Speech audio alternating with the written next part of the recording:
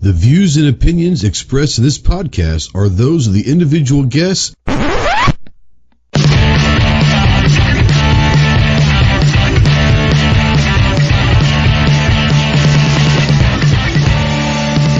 If you're a sensitive snowflake that may get easily offended, then turn this off immediately. If you want to hear the real truth about the gun culture, then stick around. This is the Armed Citizen Podcast.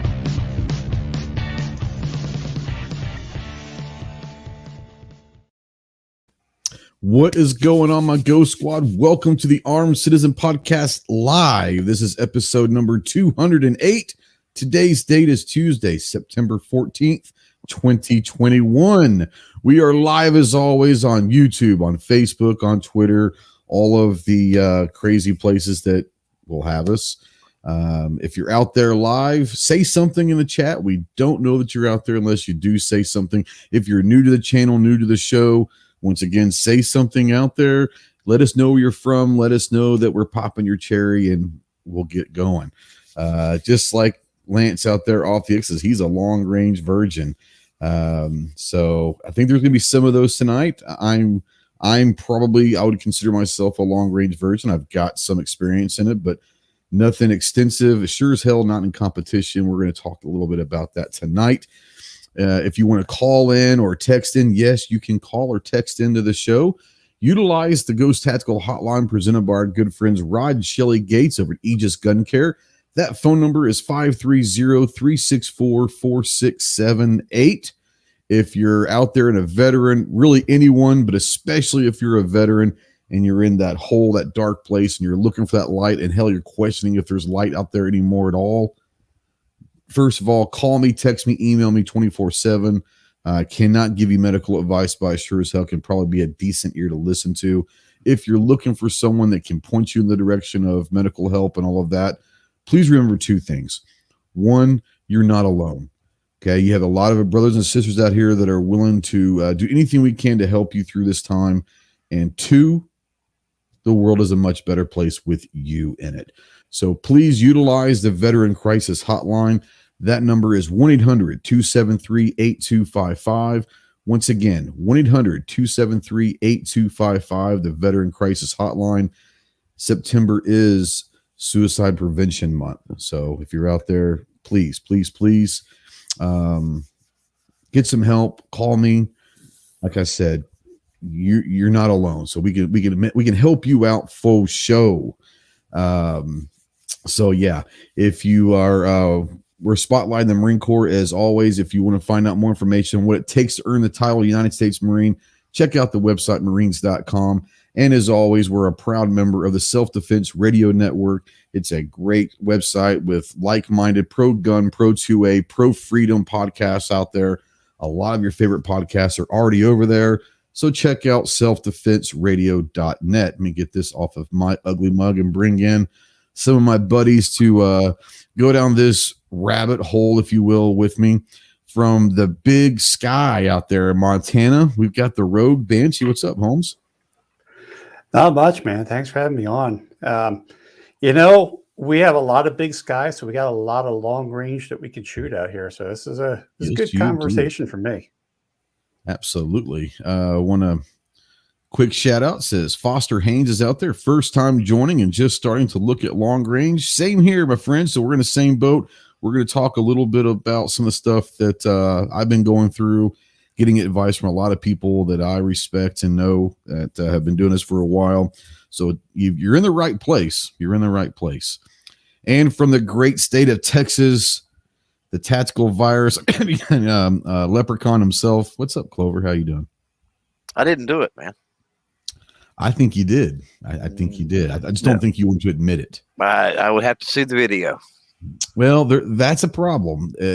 We all know you did it, but having proof that you did is a whole different issue. So right. I guess you're safe. It's the only way I roll, man. It's the only way I roll. Well, those leprechauns are sneaky bastards, you know? Right. Yeah. All right. Let's say hello to some of the people out there before we get going. Looks like G Webbs was first out there. He said he just went outside. Let me put this up on the screen. Just went outside and put a golf ball on the tee. Why? I don't know, but I'd like to see video of that. Let's see who learns enough after watching tonight's chat to hit it within 3 shots. I might be able to help you with that. Bucks out there, gun loving grandpa, 223 DMR's out there. Gunpowder Beauty, hello, darling. TJ's out there. What's up, TJ? Rich White, the 1%'s out there. He says, howdy, folks. Jesse says, I'm trying to stay awake this time on the last run of medication to get rid of feels like COVID, but keeps getting negative tests. You know, there's some people out there that are having a lot of symptoms but may not actually have the cough, but the symptoms are real for sure. Let's see here. Rogue's out there pulling double duty. Off the X, like I said, Lance said he's a long-range virgin. Keith Gregory, my favorite Squid's out there. What's up, Squid?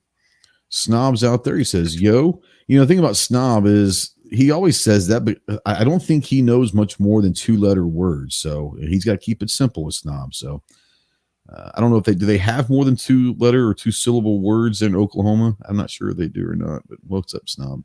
You've got a link if you'd like to join us. Rob D, the New York Outcast out there. I just ordered some a nice AR. He does a lot of really great wood display for firearms, whether ARs or rifles or Glocks or whatever. I just ordered one over the weekend. I'm looking forward to getting that in. Buck says my long range is 234 yards. That's because we go to the same range, and right now, currently, our range, I think it's 238. But we're going to extend that to about 350 here pretty soon, which would be nice. But yeah, his long range is out there. Actually, he probably has more than that in his backyard if he ever wanted to. Let's see. G23's out there. Idaho Rogers USMC. Semper Fidelis, brother. M. Gabriel's out there. What's going on, Gabe? And Mr. FNH is up there. And he says, why does Tactical Rifleman always go live in unison with you? I don't know. I don't even know who, no offense, I don't know who that is. So, yeah, I mean, he might be a lot more entertaining. He's probably better looking for sure. So it's what it is. I got no problems with people going live and trying to quirk. It's free game. It's free airwave. So do what you got to do. You can always watch this in replay if you'd like. It's up to you. Let's see here. Am I missing anyone? Warsaw's out there.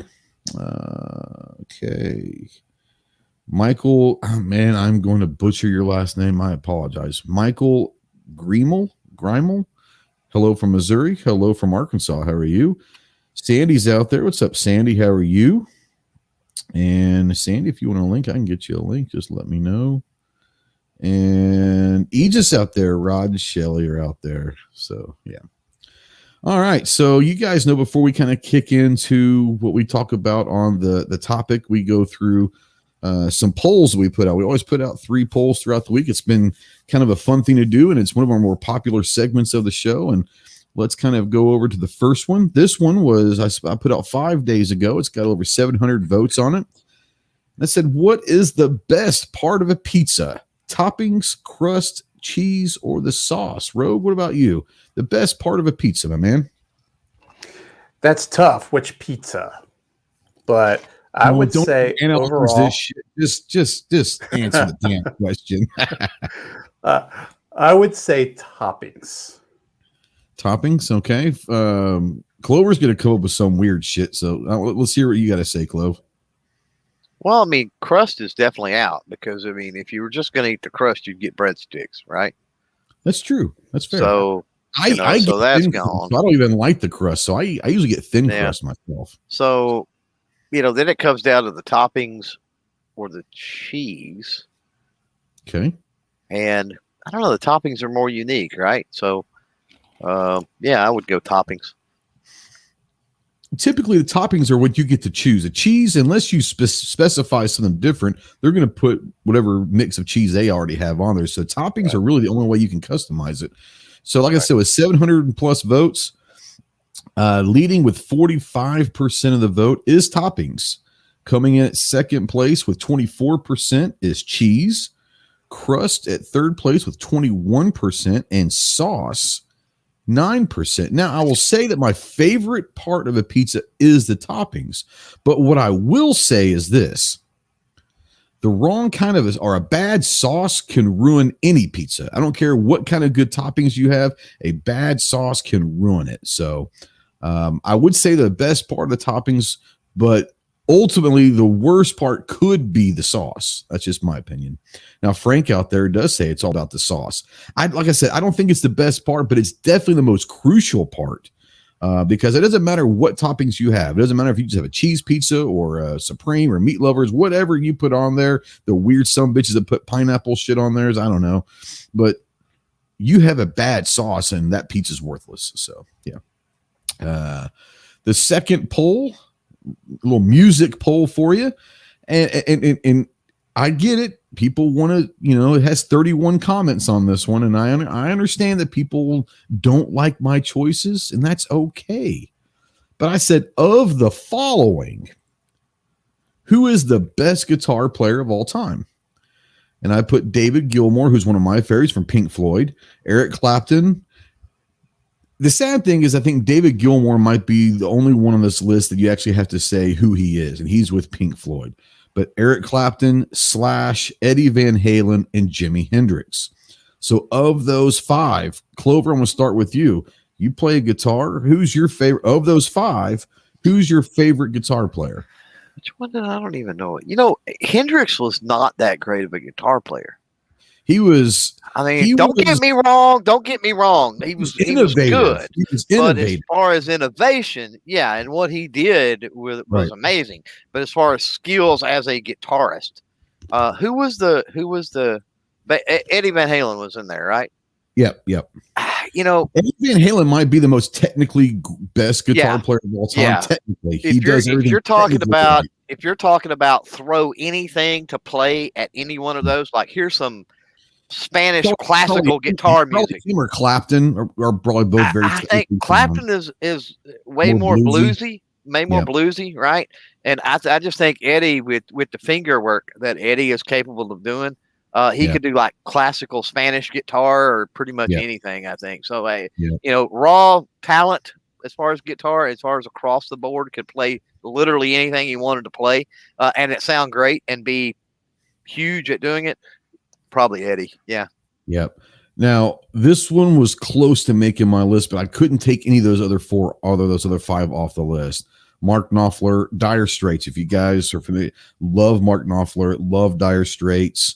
Great guitar. I only got 5 choices, and I didn't see him taking the place of any of those because they're all great in their own way. They all change guitar playing in their own way. But yeah, Knopfler's great. Dwayne Allman's another good one. Yeah, for sure. There's a lot of great guitar players out there. Faux show. Now, Rich is a smart man. He said, of the 5, Gilmour, let me some Pink Floyd. If you've never heard, a lot of people don't listen to Pink Floyd. They think it's weird music. They've never heard of it.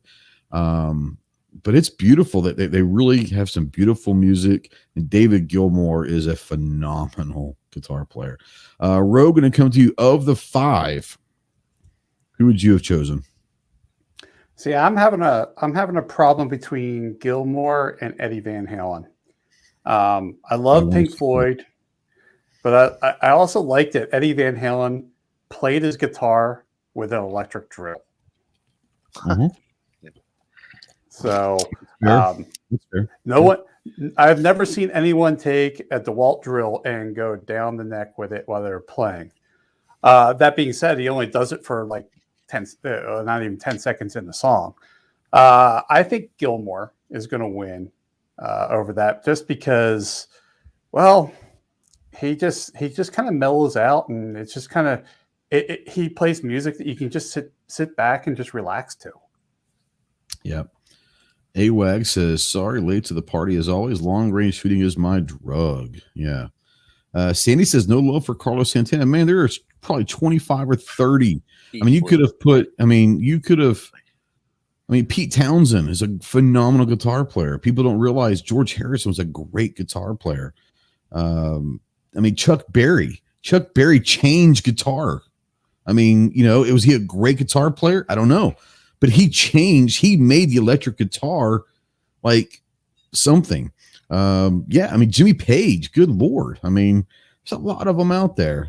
Angus Young, yeah, for sure. BB King, no doubt. A lot of them. Before we kind of go in, I want to say the results with over 535 votes, leading, surprisingly, at 55% is Jimi Hendrix. Second place at 21% is Eddie Van Halen. Third place with 12% is Eric Clapton. Fourth place at 7% is Slash.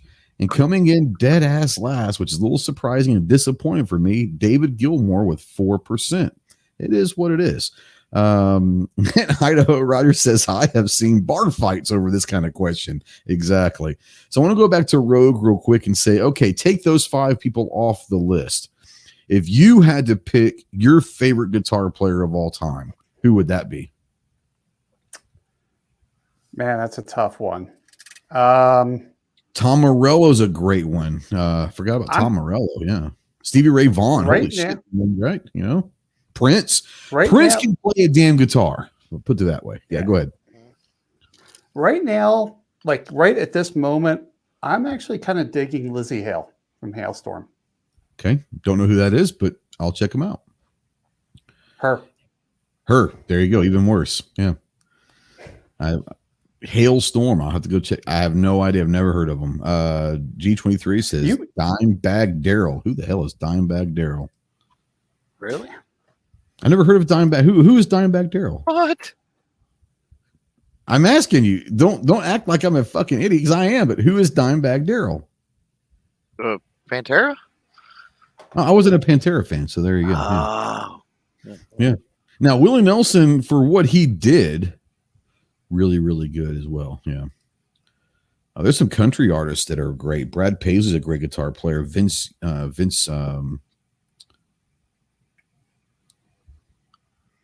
Gill, great guitar player. All right, Clover, who's your favorite guitar player of all time?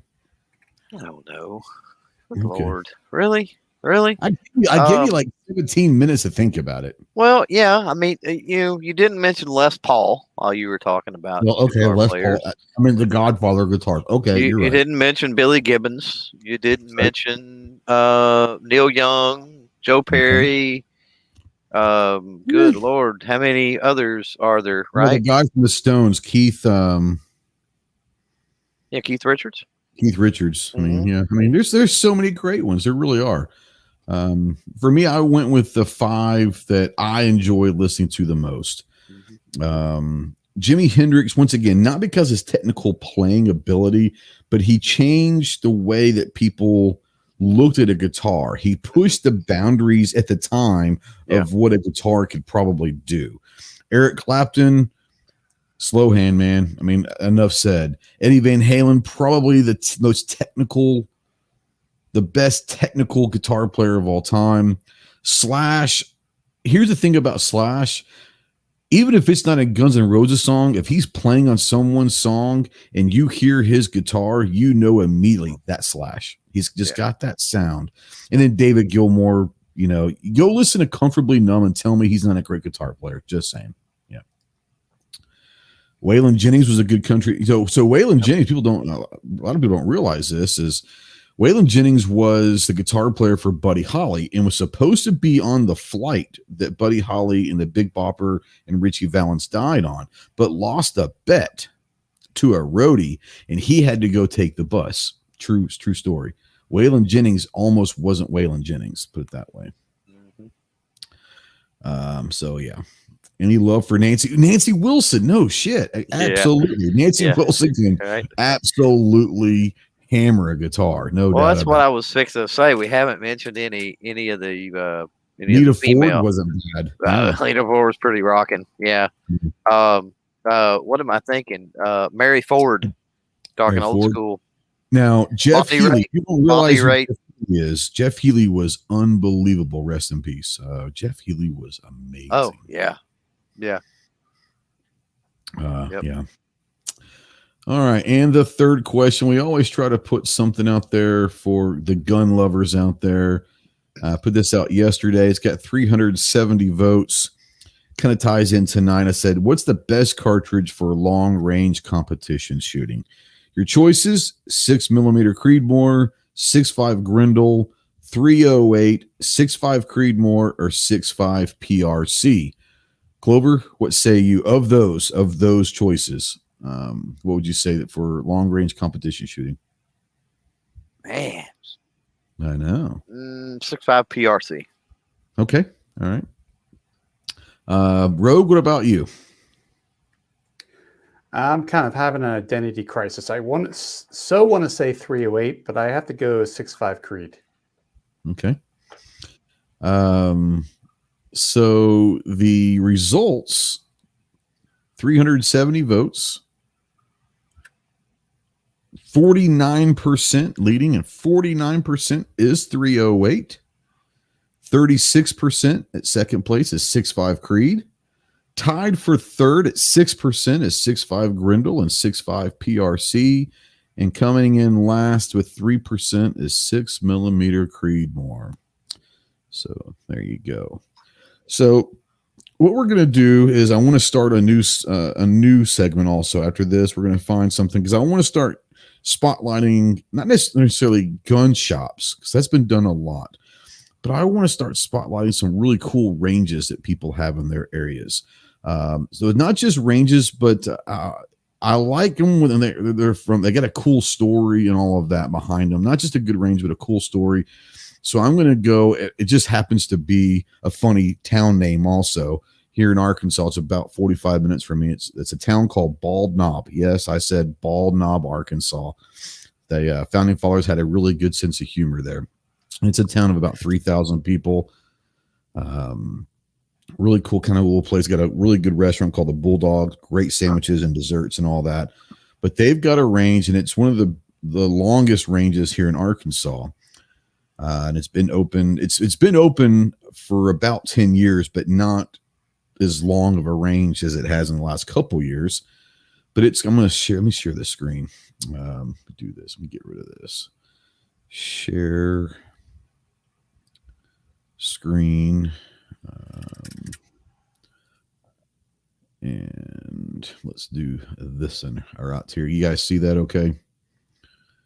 It's called Vets Shooting Center in Bald Knob, and it's now open for member signups. The clubhouse / shop or whatever is open 11 to 5 Friday, Saturday, and Sunday, and Monday. Member shooting hours are 8 a.m. till dark 7 days a week. Dues are $150, are good for a year. Discounted to $125 for active or prior military and law enforcement, plus an additional 10%. But it goes out to about 810 yards right now. And I believe I've talked to someone, they're trying to, in the process of acquiring land, they're going to get well over 1,000 yards and trying to get it maybe up to a mile at some point available. But if you're in Arkansas and you're looking to go some long range, Vets, and it's owned and operated by Army veterans. That's why it's called Vet Shooting Center. But you also get discounted transfer fees on firearm and Class 3 items, as well as discounted training classes. They've got a full line of gunsmithing, one-off parts, custom rifle builds, rebarreling, stock inletting, embedding, bluing, Cerakote, Glock RMR, slide cuts, polymer pistol stippling, cleaning and servicing, refinish stocks of metal. And it's got some pictures here of some of their work. Pretty cool Cerakoting and all of that. But yeah, so I wanted to kind of start doing that. So what I want everyone to do out there is if you've got a range, and it could be a gun shop / range, but I want it to be a range that you've got in your area or in your state or whatever, and you want to be spotlighted. The email is down in the description below. It's armedcitizenpodcast@gmail.com. Go ahead and send me maybe the name of the range and hopefully maybe like a website link or something. And we'll try to get those we're going to spotlight a new range every week and maybe help people in that area to where if they don't know where a range is, they can be introduced, or they don't know, hey, this range does this. It has capabilities of doing this. There might be someone out there that says, man, I've been looking for somewhere to go to do that. So we are going to start spotlighting ranges every week. AWAG, well, let's go ahead and do this one. He said, if you're ever in the coastal area of South Carolina, hit me up. I have a range that I can shoot over 1.6 miles. It's private property, though. I stay away from South Carolina because Night Striker lives there. I'm just saying. No, I would love to go down there and shoot sometime. I plan on me going out to North Carolina next year at least once. Do some training with my buddy Ron Holmes out there. But South Carolina's not too far. I might fly into South Carolina or something, spend a day or two with you, and then go up to North Carolina or do it reverse on the way home or something like that. So what we're going to talk about tonight is the idea of getting into long-range precision competition shooting like PRS, NRL, some of the CMP bench rest stuff or whatever. I've got experience shooting long range. We had to be proficient in different weapon systems in the Marines. So I had to learn to shoot the 308. Actually, I think it was a Remington 700 308. And I probably had about 50 rounds in that, just kind of get familiarized with it, how to learn different things and all that, just in case you never know what's going to happen. Simplified, Jason.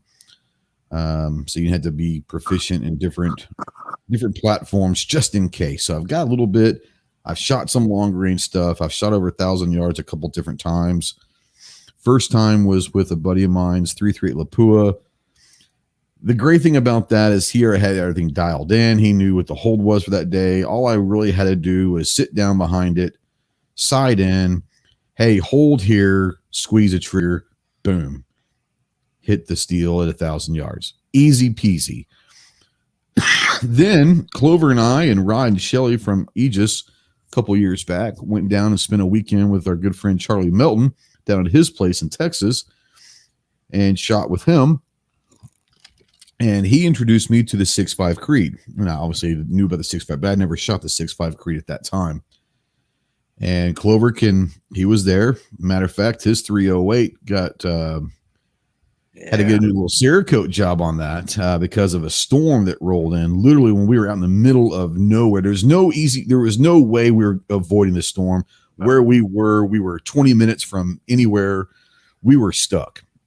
And I don't know how many shots. I would say I probably shot 20 or so shots, probably, with that 6.5 Creed with Charlie, and he was trying to help me. 30-mile-an-hour crosswind.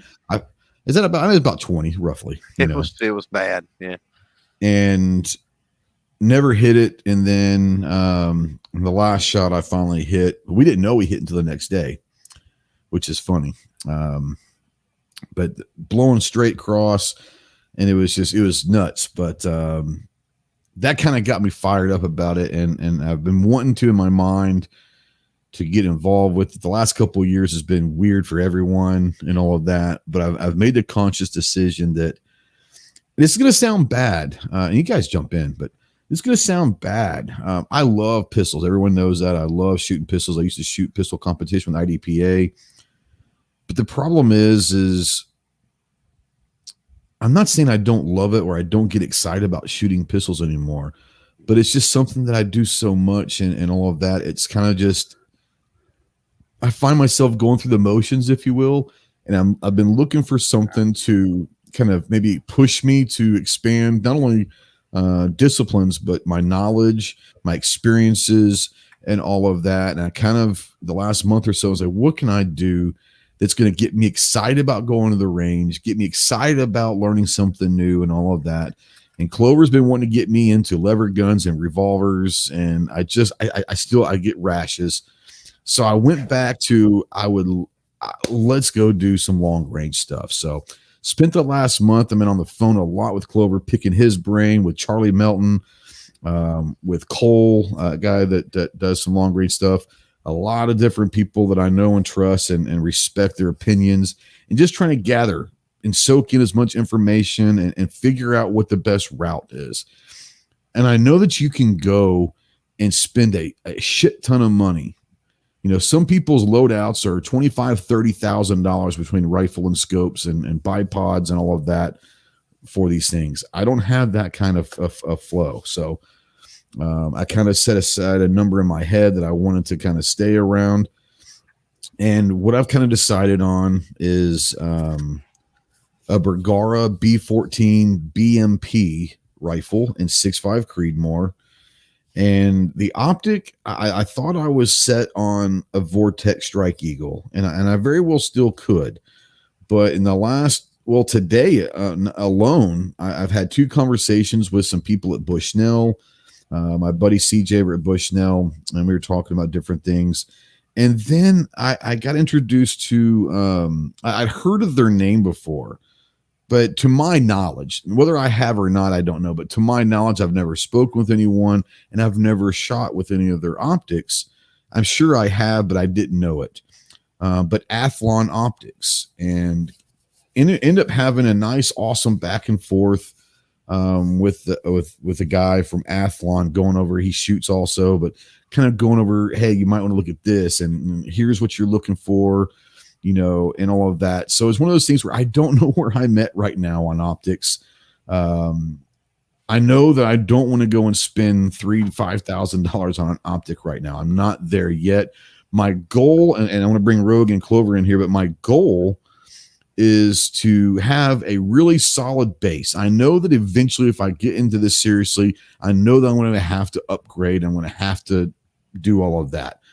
But I want to be able to get into a rifle, and I got into a rifle about $1,000 or so.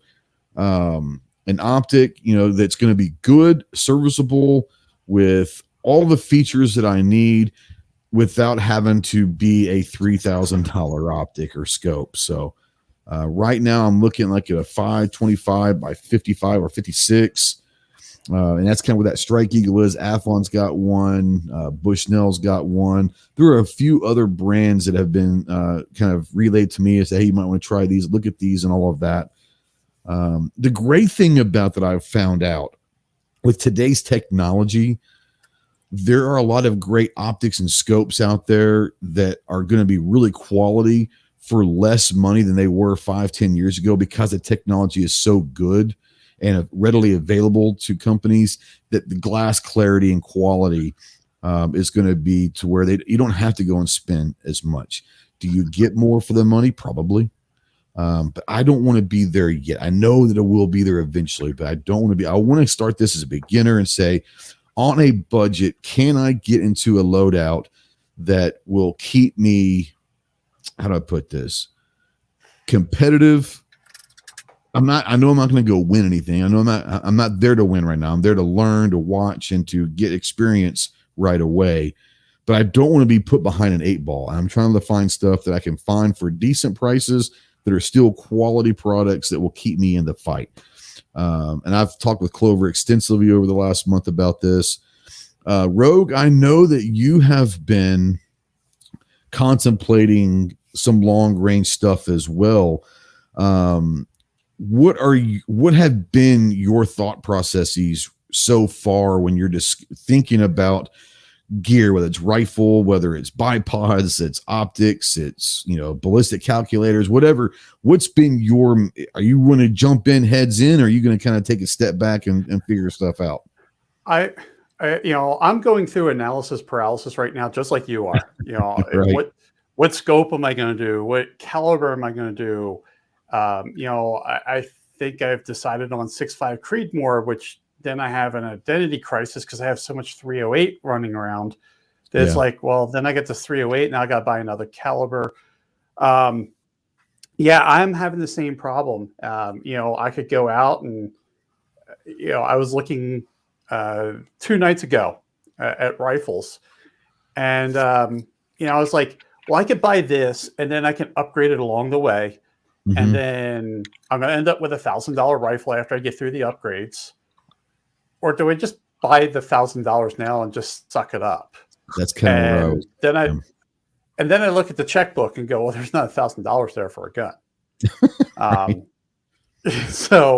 And then later on this month, I hit the road for my day job, and I'm already going to hit a couple of shops while I'm there because there's some bigger gun stores where I'm going, and then I'm really having a problem with that. And Because I'm going through the same thing. What scope do I run? I run a Vortex Strike Eagle on my 223, and I've had that out to 600 yards, hitting steel with no problems. And I'm like, I kind of like that, but then what else can I do? What other scope out there? What can I play with? I have the same problem. I also look at it going, I could go out and, go buy a bolt gun, which I know I probably want to run a bolt gun for distance, but then I just look over there and I see that AR-10 lower sitting there going, well, I could shoot 6.5 through that too, and I know how to build one of those up. Is it going to be as accurate as a bolt? No, but it's what I have right now. So, I have the same thing with you. I mean, when I go to the range, I want to, I shoot my pistols, and then, I love my pistols. I'm a pistol guy who wants to be a rifle guy.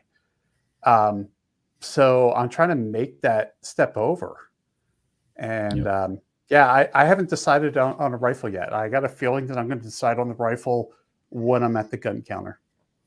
Yeah, for me, it was one of those things where 2 years ago, I might not have had this issue because I should have at the time, but I didn't pull the trigger on the Savage 110 BA Stealth. And I found it for a great price. Like Clover and I were like on the phone at like 2:00 in the morning, and I was like, holy shit, like that's like $150 less than normal. And I didn't pull the trigger.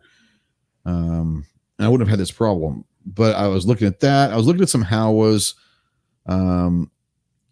looking at the Bergara. And the only reason why I found the Bergara is because of Clover. Clover had mentioned, I said, I found this rifle that people have been saying it's pretty good, but I've never heard of them. And Clover had heard of Bergara. I hadn't heard of them. And he said, yeah, it's pretty good and all that. So I started kind of putting that on my list. Then I was looking at the Tika, the T3X TAC A1. It's a long ass name.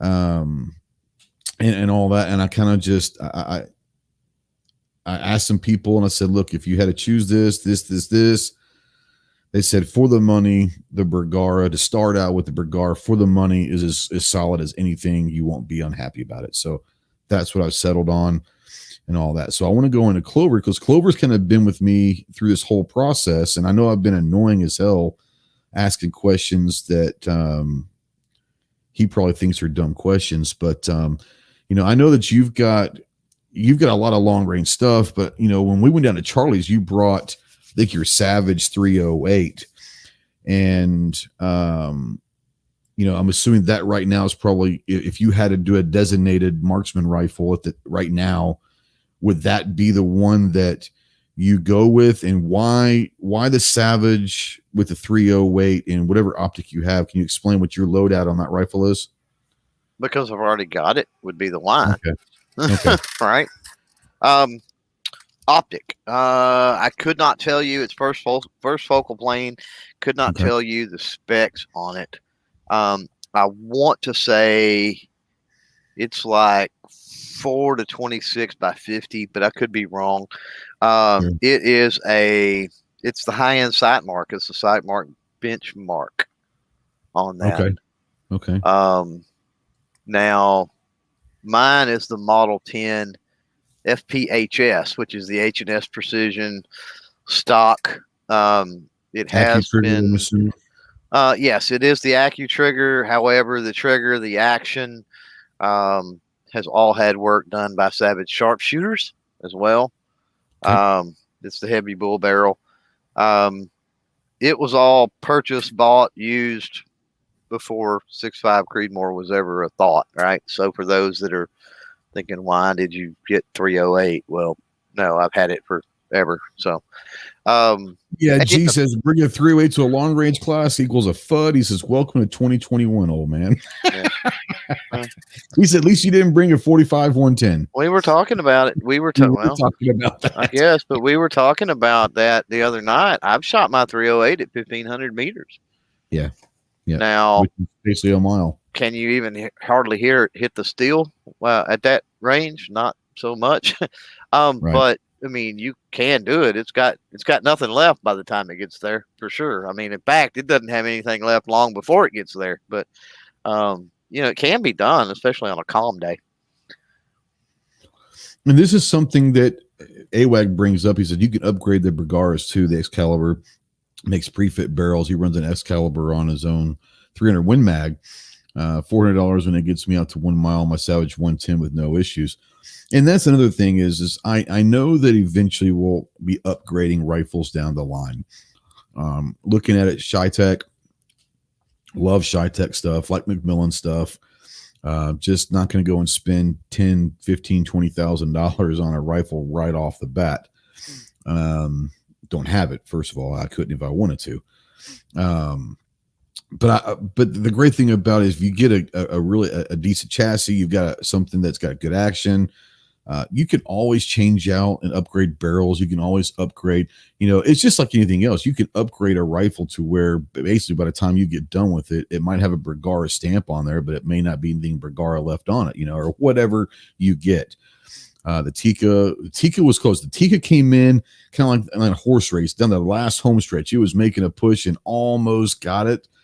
But when it came right down to it, the extra $500-$600 or whatever it would be for the Tika, in my eyes, wasn't giving me enough oomph for what the Bergara was giving. And I've talked to some people that I trust, and they said that for the money, the Bergara's really, really solid. That he said, none of them said that I'd be disappointed. So that's kind of what I've gone with is the Bergara. And for me, I think when it comes down to when you talk about being beginners, I posted a question in a Facebook group.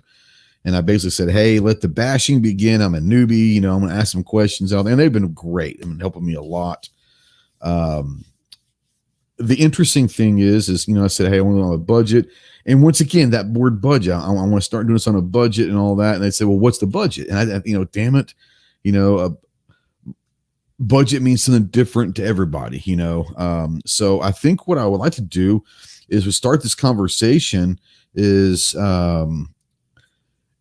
take budget aside. Let's not talk about a fixed dollar amount. But when we're talking about for someone that's a beginner, what are some of the things, Rogue and Clover, jump in here, that, if you're getting ready to go into the long range game, especially maybe into PRS or NRL competition stuff, what are some of the things that most people, they think about rifle, they think about optics, but what are some other things that people may not think about that you guys have thought about or have done or whatever, or seen people go to long range competitions, stuff, the accessories and gear that people may not think about so much? Well, accessories and gear, I mean, you have the tripods, what are you going to do with a tripod? You're not going to run a cheap tripod on a rifle when you shoot in long range, because if that, sorry, Magnum's talking to me down here. Oh, good. If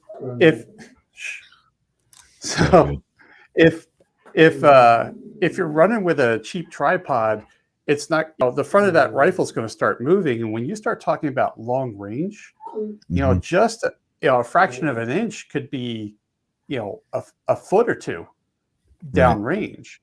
So you're going to want to start looking at either a good tripod or even a good bag that you can bag the rifle with so you can shoot long distance. I'm actually thinking of going with a bag to start off with, to try to get that front of the rifle kind of under control. A lot of people have been saying that Harris makes a pretty good bipod for a decent price. Obviously, been around the Swagger guys. They make a really quality bipod. But, bipods are going to be one of those things that one of the guys said is make sure you get the swivel bipod, because especially PRS, you're going to be shooting from some weird positions. You want to be able to stabilize and that swivel mount. So it's something that I wouldn't have thought of, so that was really good. Clover, what kind of something that most people would maybe tend to forget that you might think might be critical if you're going to go get into this game? No, you were talking the other night about Kestrel likes, right? So things to help you with wind, things to help you with ballistic calculations, reloading equipment. I hate to say it, but I mean, even if you're shooting 6.5 Creedmoor, you're going to be way better off, having custom rounds that, are tuned to that specific rifle.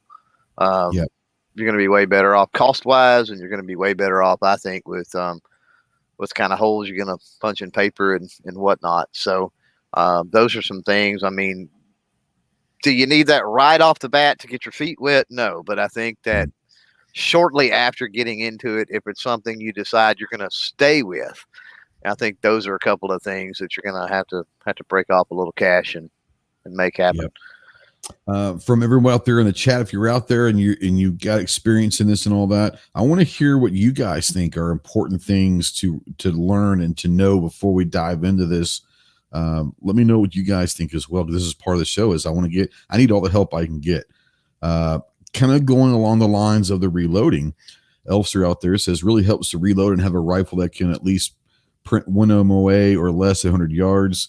1 inch group at 100 yards is 10 inches at 1,000. A 2 inch group at 100 yards is 20 inches at 1,000 yards. Shotgun pattern. So yeah, for me, and I've talked with this about a lot of different people, a lot of it with Clover Tack over the last few weeks. And I want you guys out there in the chat, I want your opinion on this as well, with Clover and Rogue as well. Here's kind of the thought process that I'm going through. And you guys tell me if I'm stupid, if I'm crazy. I don't reload. I don't have reloading equipment, but I have some friends that they take it very seriously. They've got everything you could possibly need. So my thought process is this: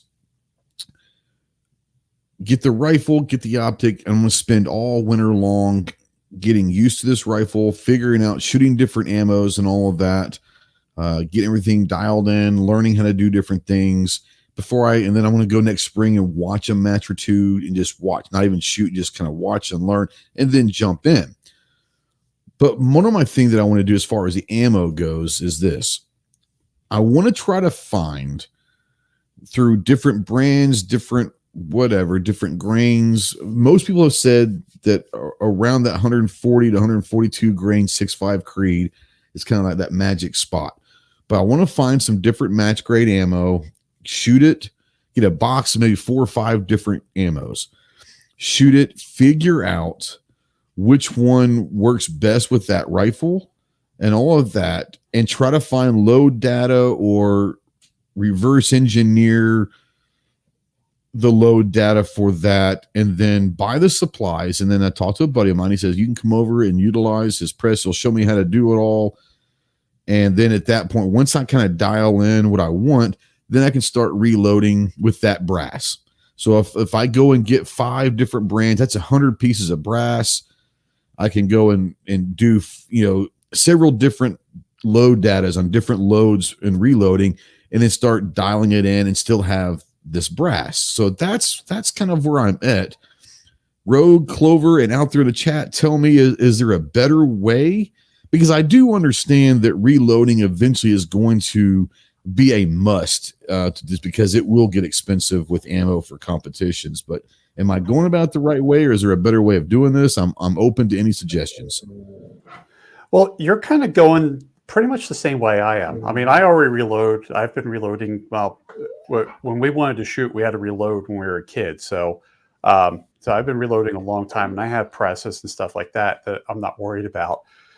But I'm the same way. I'm going to have to get a rifle in. I'm going to have to put some rounds down range, see what works, what doesn't work. And then when I get into the reloading, try to figure out what I can do to maximize that load. I saw a comment earlier, I forget who said it, that, factory ammo is kind of crap. And I don't know of anybody, not that I know a whole lot of people are shooting, the precision rifles and stuff like that in those competitions, but they're all loading their own stuff. They're not using factory ammo. They're counting the grains out. They're really anal about how many grains are going in there and all that stuff. But I think you're on the right track, because I'm doing the same thing. I'm going to have to get a rifle in. I'm going to have to get a scope in. I'm going to have to dink with it and see what it is.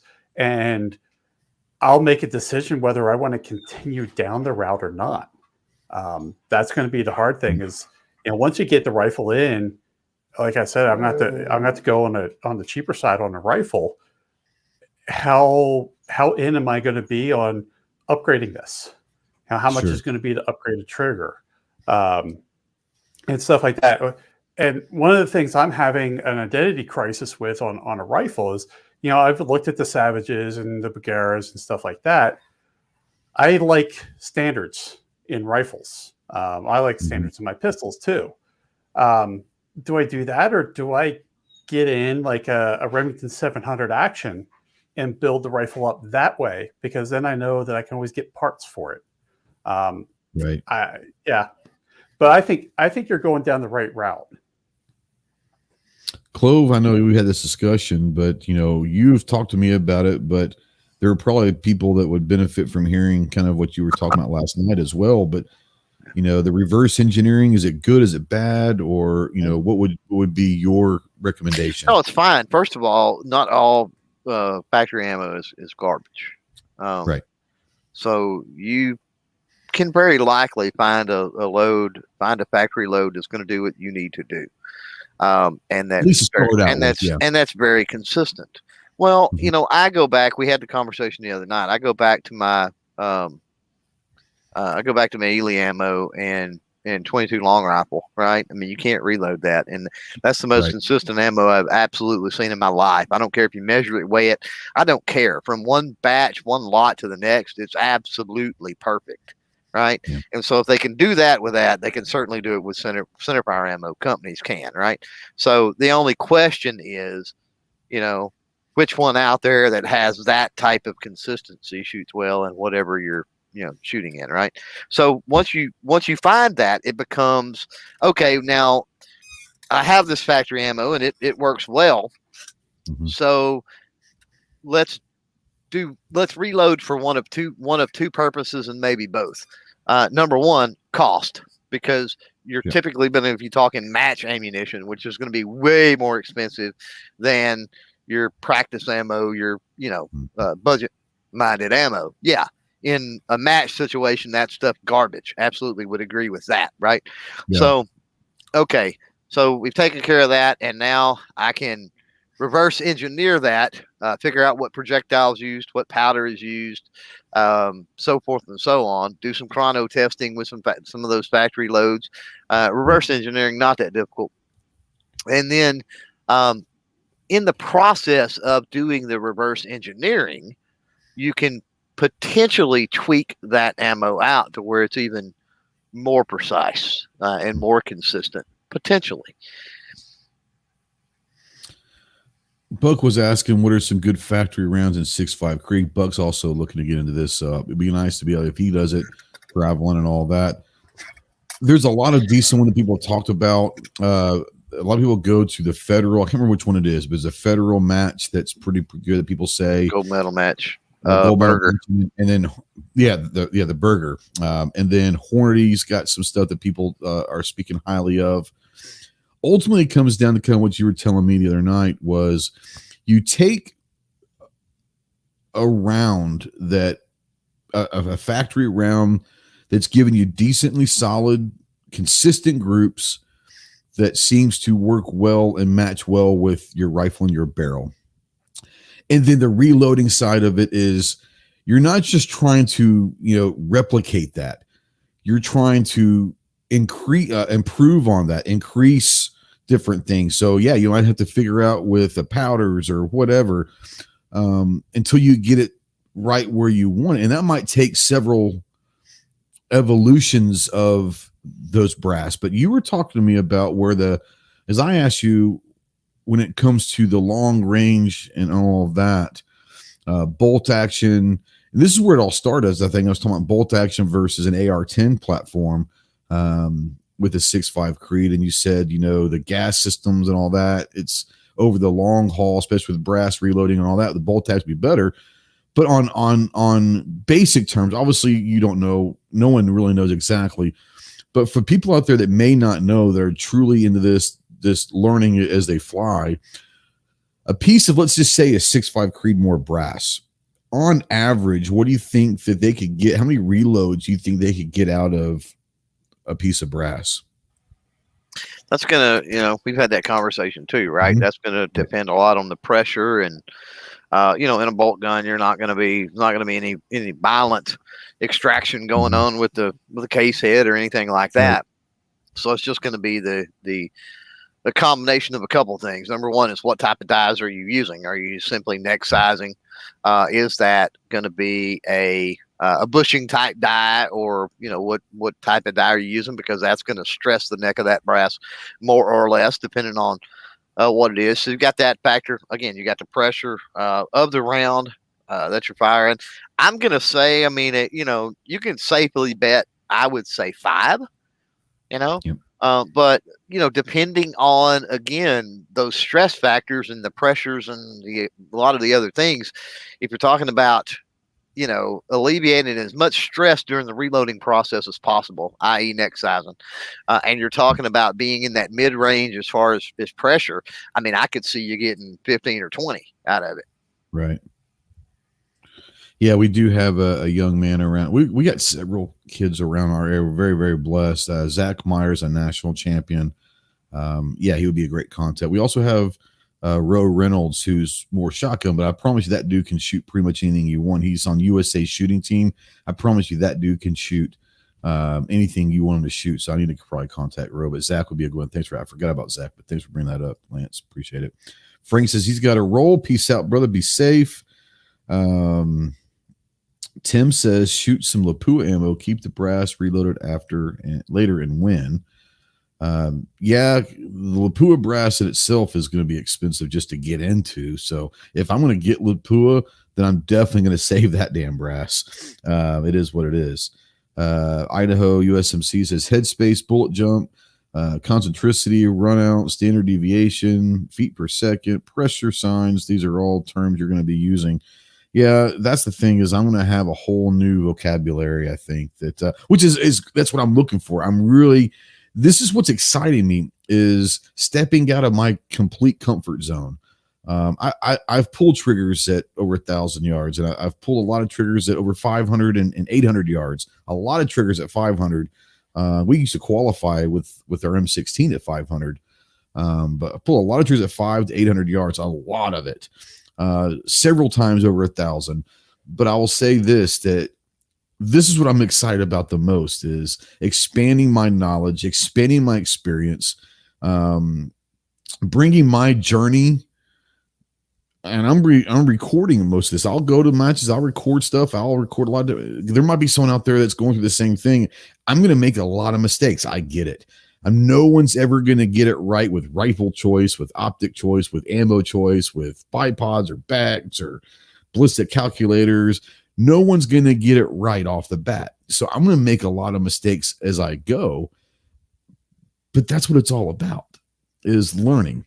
And I want to document this because I'm excited about learning. Like I said, expanding my experiences, expanding disciplines, doing something that's completely uncomfortable to me. I've done competition shooting, but never with a rifle. And this is going to be something that I'm going to get my ass beat. I know that, but I'm looking forward to that. If it's anything like pistol shooting competition with IDPA and USPSA and all of that, the one thing that I love about those communities is they welcome newcomers, open hand, open arms, saying, hey, you want to try this, you need to do this. Hey, do this, do that, whatever it is. And they're more than happy to help. One, because you're not a threat to them. So they'll help you. Now, if you start getting good, it's funny how their help kind of starts to fall off the side because this guy's beating me now. I'm not going to help him anymore. But I'm looking forward to that. And I'm assuming that in the long range precision games can be the same. Open arms, welcoming, try this. Hey man, I made the same mistake you did. Here's what I did to fix it. Or, hey, you might want to make this mistake on your own to figure it out, but try this instead.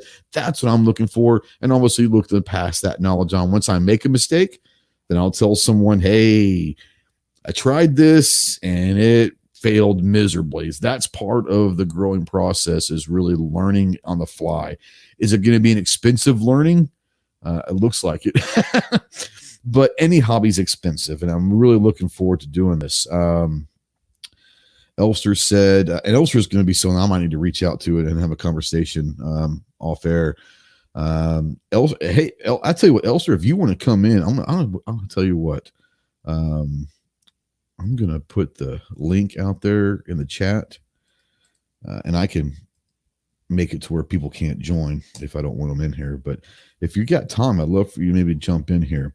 But he says start with bullet selection, see what the bullet bore likes to shoot.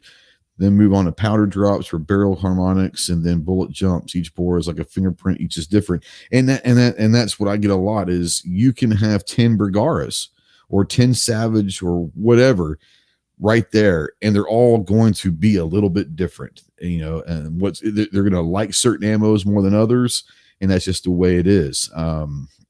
Which I'm really looking for. From the standpoint of like precision and competition. Right. Yeah.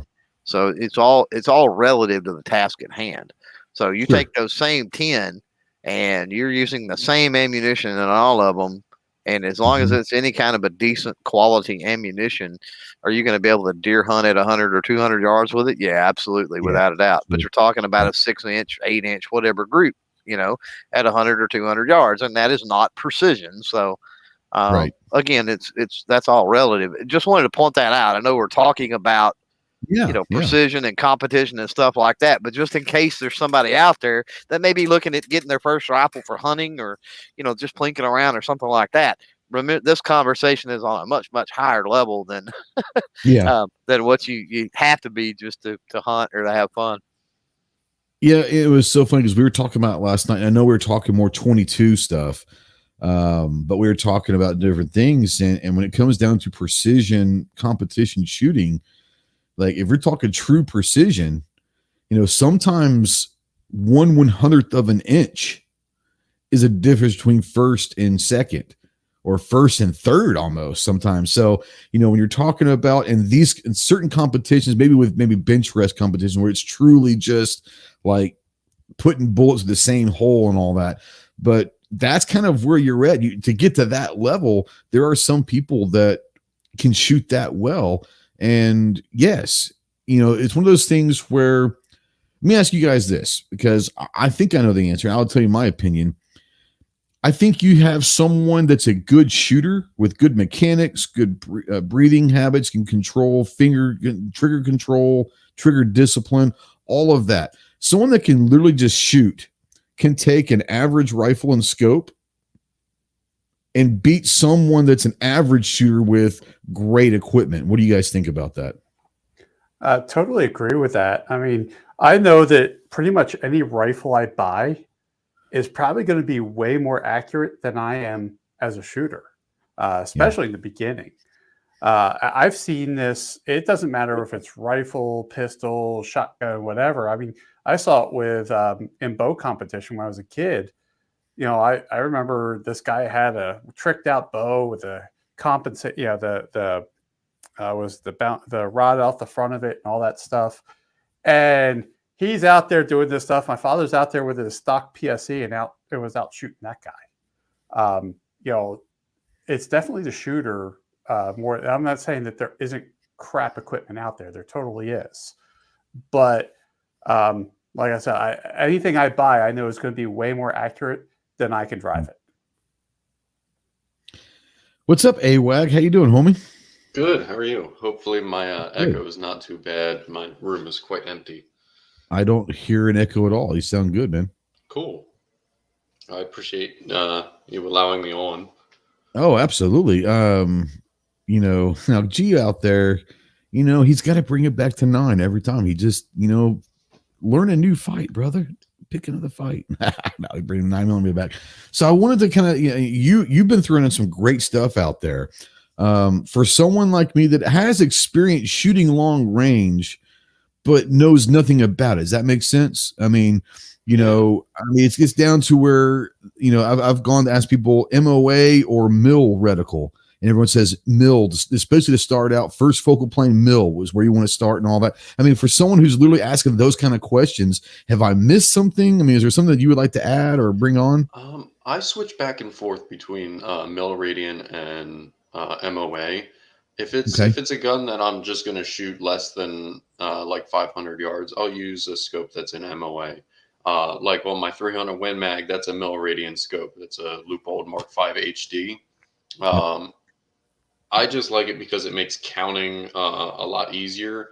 Whereas you're not trying to figure out like a quarter of this at this many yards is this, And that's where most of the people that I've talked to that I trust, they said, especially starting out, the mill reticle is going to be easier because, especially in PRS, where you're having to take maybe 10 shots in a minute and a half or 2 minutes or whatever that is, at a stage, having those mills, especially right off the bat, makes it a lot easier to get that second, third, fourth shot off quicker and more accurate. So, that's kind of where I'm at is right now is mill. But I know that you said you've gone both ways with them.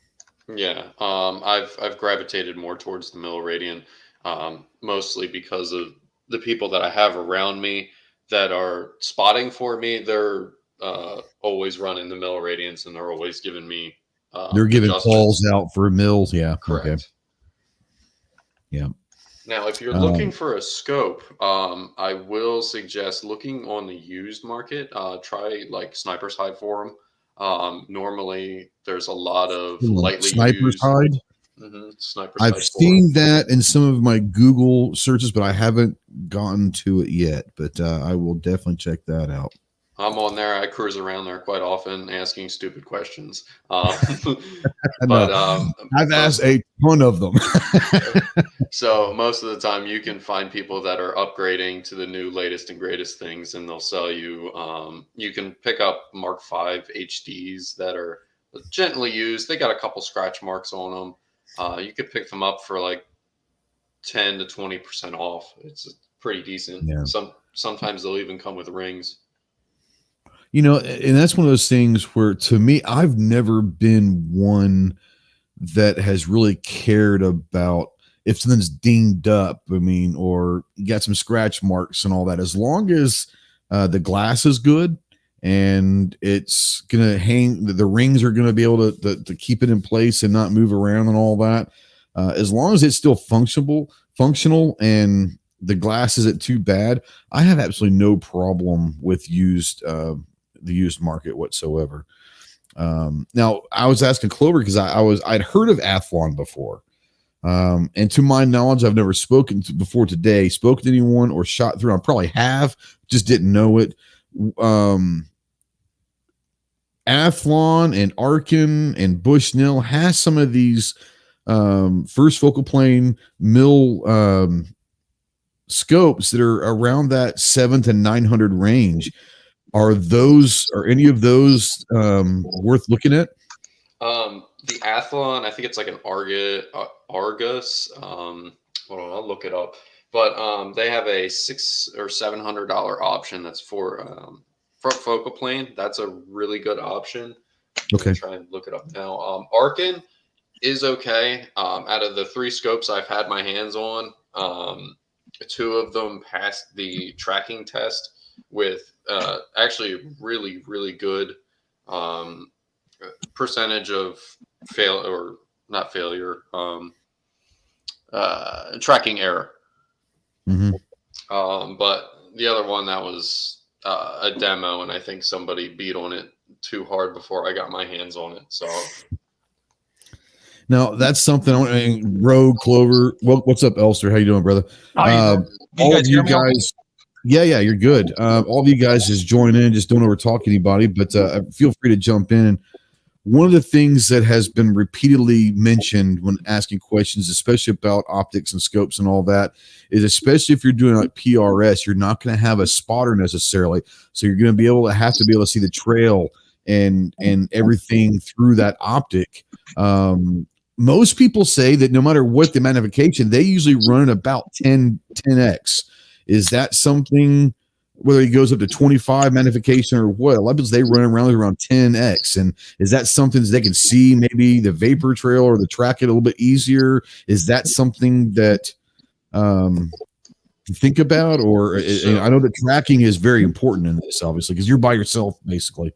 My Leupold Mark V is a 3.6 to 18 power. I normally run it on 12 power, but that's mostly because I try to shoot out to a mile, which is 1,760 yards. Normally, those lower power magnifications are really good because when you're shooting out to 1,000 yards, your heartbeat will make inputs onto the scope itself, and it can change it depending on how far you're shooting out. It could throw it all the way off the target if your heart rate is up high enough. So more magnification does not always mean, more better, for lack of better terms. It all comes down to glass clarity, and your objective lens is how much light it can gather. If you have something that's set on you like 50 or 55 or 56, is that magic number that you found that you like the best? 56 might be a little too much for me, because then you might have scope fitting issues. If you're running something with like a bull barrel, you'll have that bell really close to the barrel in some cases, and you won't be able to get a proper cheek weld because that scope is going to have to sit higher. The objective lens that's on my Leupold is a 44, so it's a little on the small side, but yeah, I love it. I can shoot out to a mile all day. For someone who's starting out, would probably the 50 kind of be easier and better as a round number. The 50 objective for a beginner to kind of learn how to get through that first initial cycle. Yeah. One of the scopes that I first started off of was the SWFA Super Sniper in the fixed 10 power. And I do have a couple fixed 6 powers that I still run. And they're like a $300 optic, but their tracking is on point. And that is probably the best budget scope you can get your hands on. Okay. Bring Elster in here. Go ahead, man. I know you got some stuff that you really want to talk about. So more importantly with PRS, it's more about follow-up shots. And there's a reason why most guys in the PRS world shoot 6 millimeter Creedmoor or 6 dashers. They're usually shooting 6 millimeter bullet flavors because of its low recoil. And they want, it's always about the first shot, second correction. So they want to see that impact. They want to see that bullet fly through the air. If they're shooting something over a 6 Creedmoor or a 6 dasher or any 6 millimeter flavor bullet, matter of fact, the 243 shoots a 6 millimeter bullet flavor.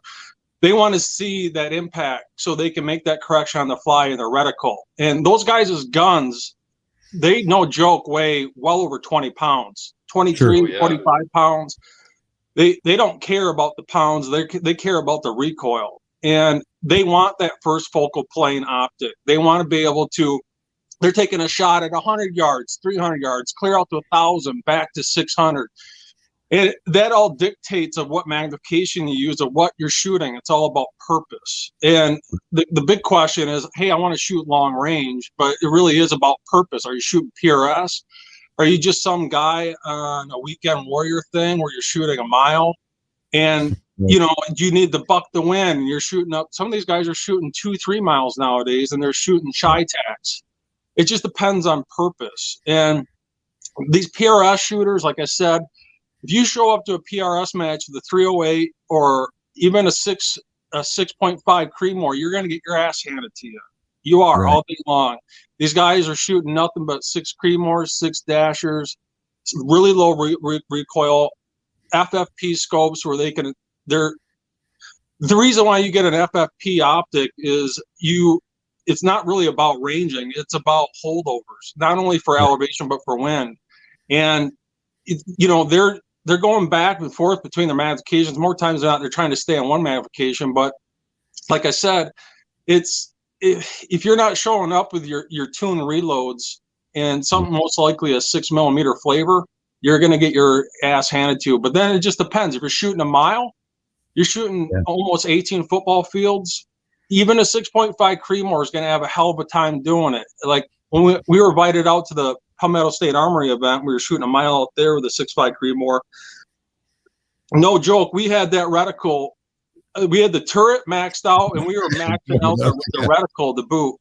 And we were just barely making it with a 6.5 AR. So it really just depends on the purpose. Yeah. So there's so many things when it comes to long range shooting, and not only just reloads, but your rifle and just mainly the purpose, really, when it boils down to it. So yeah.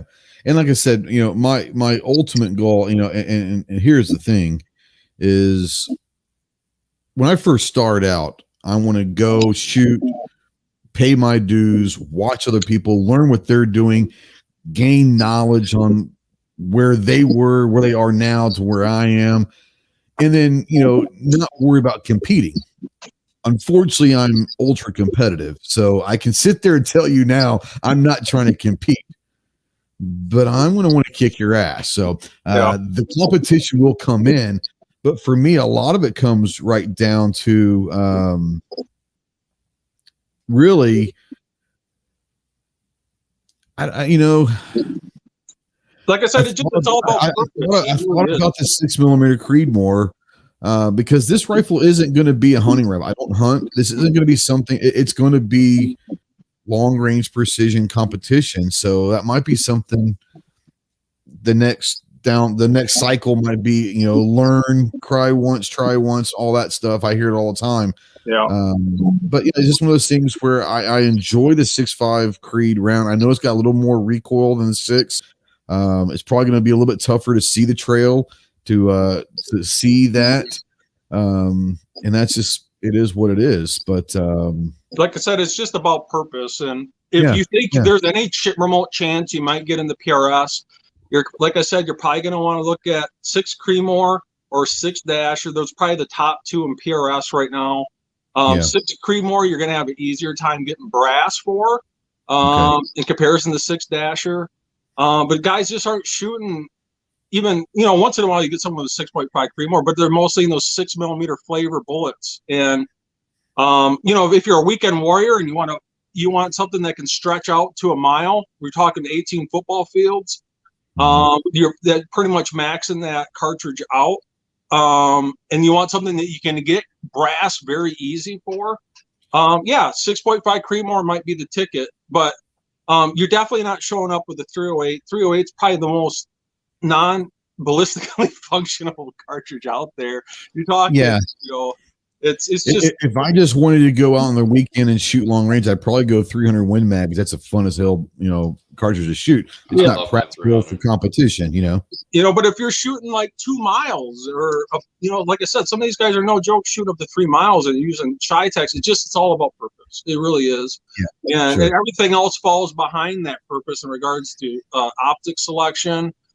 And even when it comes to your reloads, if you're shooting F class, a lot of those guys are shooting Shahanes, or 6.5 by 47s. It just depends on what you're doing. So, So G put out there, I want to Rogue, Clover, AWAG, Elster going. He says, what percentage of long range shot is skill and experience, and what percent is gear and glass, etc.? Well, I've always said it's 33% ammunition, 33% rifle, and 33% shooter. And if one falls, they all fall. And like I said, a rifle's bore is like a fingerprint. You can have a selection of 20 total rifles, all the same manufacturer, all the same brand, all the same model number, and each one will shoot absolutely different because when they put that rifling into that rifle's bore, whether it's done by a button pull process or they rifle cut it with a high-end barrel, something like a Krieger or Bartling, it's literally like a fingerprint, and each one will literally shoot different. You're not going to know until, especially if you reload and you get those bullets down that bore, and you just simply test it. You're just not going to know. I've turned one of my friend after friend that think my rifle doesn't shoot for crap. It can't print less than 2 minutes of angle or 2 inches at 100 yards. And I'll do some simple load development by just simply selecting different bullet flavors. And then once we find a bullet that likes to shoot, I pluck that bullet out of that selection and we start playing with powder drops and barrel harmonics. And then when we get to that nailed down, then we start playing with bullet jumps. And I'm getting kind of heavy into the reloading atmosphere. Yeah, you're speaking Greek to me, but it's all good. I'm soaking it all in. And they'll literally turn that guy's 2 MOA rifle into a sub-minute of angle firearm. And it's just something you just got to dive in head first. It's all about experience. And that's what I'm looking most forward to, is literally jumping in the deep end and saying, I'm either going to sink or swim, but I think I'm going to be able to swim. Might take me a while, but I'm going to be able to swim. And don't take this wrong, but it's one of those things of you don't know because you don't know. You know what I'm saying? Exactly. And you don't know until you try. Yeah. So. Now, Buck out there, he says, it sounds like a whole lot to learn for long range shooting. He might be questioning whether he wants to jump in the deep end with me. So let's do it, man. Let's go down. We're going to drown. We'll drown together. Now, interesting, before I go to A-Wagon, Clover, and Banshee, I am interested about the 1/3, because you said 1/3 ammo, 1/3 rifle, and 1/3 shooter. Optic wasn't mentioned in there. Now, is optic included in the rifle 1/3? Yeah, part of the but I'm like, put it this way: if your rifle just doesn't print, I don't care how amazing of a shooter you are. If you're the best at rifle and your reloads and your reloading development can do is 2 inches at 100 yards at 2 minutes of angle, that 2-inch screw, you can't, once the bullet leaves the bore and goes on its flight trajectory, you cannot change it.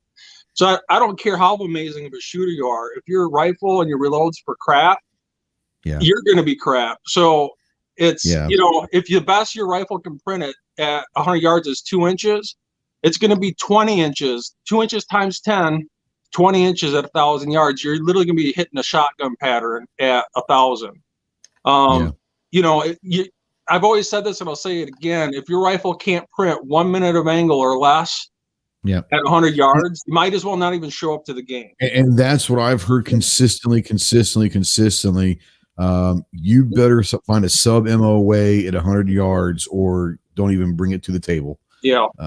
So, A-Wag, I know you were want to jump in here. Go for it, bud. I was going to say, if you have a bolt gun that does not produce a 1 minute of angle, there is something wrong with the rifle. Probably. Yeah. Or you're just an awful shot. But I would agree. 9 times out of 10, if you're doing your part behind the rifle and everything feels good when you pull that trigger and it's still not producing a good group, there's something wrong with the rifle, whether it be harmonics or your action screws are loose. I've had that happen to me a couple times. I normally don't do PRS matches because I'm running a 300 Win Mag that's well over the velocity limit. I just do it for research and development for projectiles because I want to push the limits of my 300 Win Mag, which is a 13-pound rifle, which is very light for a bolt gun that's for long range shooting. Yeah. Now G brings up a question. I think all of us you can all jump in. Do you pick a long distance and start there, or do you start at 50, then go to 250, then 500 and 750? My thought process was starting at 100 and getting my groupings and optics and everything at 100 yards, 0, getting that just down before I start moving on. Is 100? I mean, where would you guys? Any of you guys jump in? I always start at 100, and then I make my target smaller and smaller and smaller. Then I move to the next range, and then I do the same thing over and over again. Just keep in mind that a bullet is shooting at 100 yards. Just because it shoots amazing at 100 doesn't mean it shoots amazing at 1,000. Correct. Sure, absolutely. Or 300, or 500, or 700. Right. Yeah. Yeah. Absolutely. The load that I use for my 300 Win Mag, it produces a group size of 1.12 inches at 100 yards. However, at 500 yards, it's pretty much stacking them on top of each other. I have no idea what's going on. It's some sort of weird enigma that's going on. But every time I shoot it at 100 yards, I can't get it smaller than an inch, essentially. But at 500 yards, I can basically pick what eye hole I want to put it in if it's a sniper target. A lot of that might be having to do with parallax adjustment. You might want to look into that. I like to do what's called the head bobbing test. So at 100 yards, I'll set my parallax. Never trust the numbers on your parallax or side focus. You always want to get a steady rifle and do a head bob test. And if your reticle comes off your impact location, you might have that reticle might be fantastic 500, but at especially if you're trusting the numbers on the side of that side focus, never trust those numbers. They're usually always off, and sometimes I've seen scopes so grossly off that they shouldn't even have the numbers on, to be honest. Yeah, that's the one gripe I have about my Leupold is that for 100 yards, my parallax is pretty much set at like 200 or 300. Yeah, because you literally, as you're doing the head bobbing test and you're adjusting your side focus, you'll literally watch that crosshair move off the bullseye, and as you're adjusting it, you'll watch that crosshair stop moving. And that's where you stop. That's the sweet spot. That's your sweet spot. As long as you got clear glass, so your clear picture, and that's where you stop adjusting. And especially if you don't adjust that diopter just correctly before you even start screwing around with zeroing your rifle or playing around your side focus, that can definitely happen. So if you're, that's usually when people say that. Usually I tell them instantly, make sure you're adjusting that side focus or parallax adjustment just right. Otherwise, you're going to have those issues. Okay. I was talking with Clover last night, and obviously, it's probably a must, but I think a lot of people may, especially that are beginners, especially if they're beginners to rifles in general, bolt action rifles, may not understand about breaking in the barrel. So breaking in a barrel is a short-ish process, but how much is breaking the barrel versus not breaking in a barrel? How much can that affect down the line? Is it a magnificent amount for the beginner that doesn't know? It's man. Through my research that I've done, I've already burned through 3 barrels for my 300 Win Mag. My Savage's action probably has well over 3,000 rounds on it, and I've burned through 3 barrels. Every 1,000 rounds, I pull off the barrel, I put a new one on. Whether you need to or not. Yeah, just because the rounds that I load are incredibly hot. I'm pushing a 210 grain projectile at almost 3,100 feet per second out of a 24-inch barrel. I'm burning through throats like it's nothing, but it's all for gathering that data so that I can find the perfect barrel and build the perfect gun. When you're talking about building a perfect gun, do you build the gun around the barrel? Is that what you want to do? Not necessarily. Okay. I'm basically going around all the mythos around breaking in a barrel versus not breaking in a barrel. I've had the original barrel that came on the Savage and the first Excalibur barrel that I put on it. I didn't break in. I just immediately went to the range and started shooting. Now, granted, there was a shift between my first round and my 15th round. If I might have to go get one of my notebooks. But the zero shifted from that point, but then it stayed put after that all the way after that. Sure. Mm-hmm. Okay. So I guess you can say that breaking in the barrel a certain way can improve your barrel's life. I really haven't seen anything in the research that I've done. It's still up in the air. Sure. Yeah. Now, Buck out there, beginner as well, do you use the same size target from 100 to 1,000 yards? And Clover and I were talking about this. If you go at 1,000 yards, would you use, let's say you go with a 10 by 10 at 100 or something, or would you go to a 20 by 20 or something? I mean, what size target would you go at 1,000, or do you keep them all kind of the same? That's a quick, easy question. If you like shooting 1-inch pasties at 100, if you're going to go to 1,000, times it by 10. So if you like shooting 1-inch pasties at 100, make it 10 inches at 10 inches. Okay. If you're shooting a 10 by 10 at 100, so if it's a 1-inch by 1-inch target at 100, if you're shooting at 800, make it 8 inches by 10 inch by 10 inch, whatever it is. Yeah. Okay. Yeah. I guess. Yeah. I was just, Oh, sorry. No, go ahead. No, go ahead. I guess that kind of falls into well, this is how I look at optics too. Is I'm jumping back to the optics. Is I have a set rule essentially. However far I plan on shooting, it's 1 power for every 100 yards I plan to shoot. That's usually how I select optics, because there have been a couple times that I've had my hands on a Schmidt and Bender, which goes all the way up to 50 power.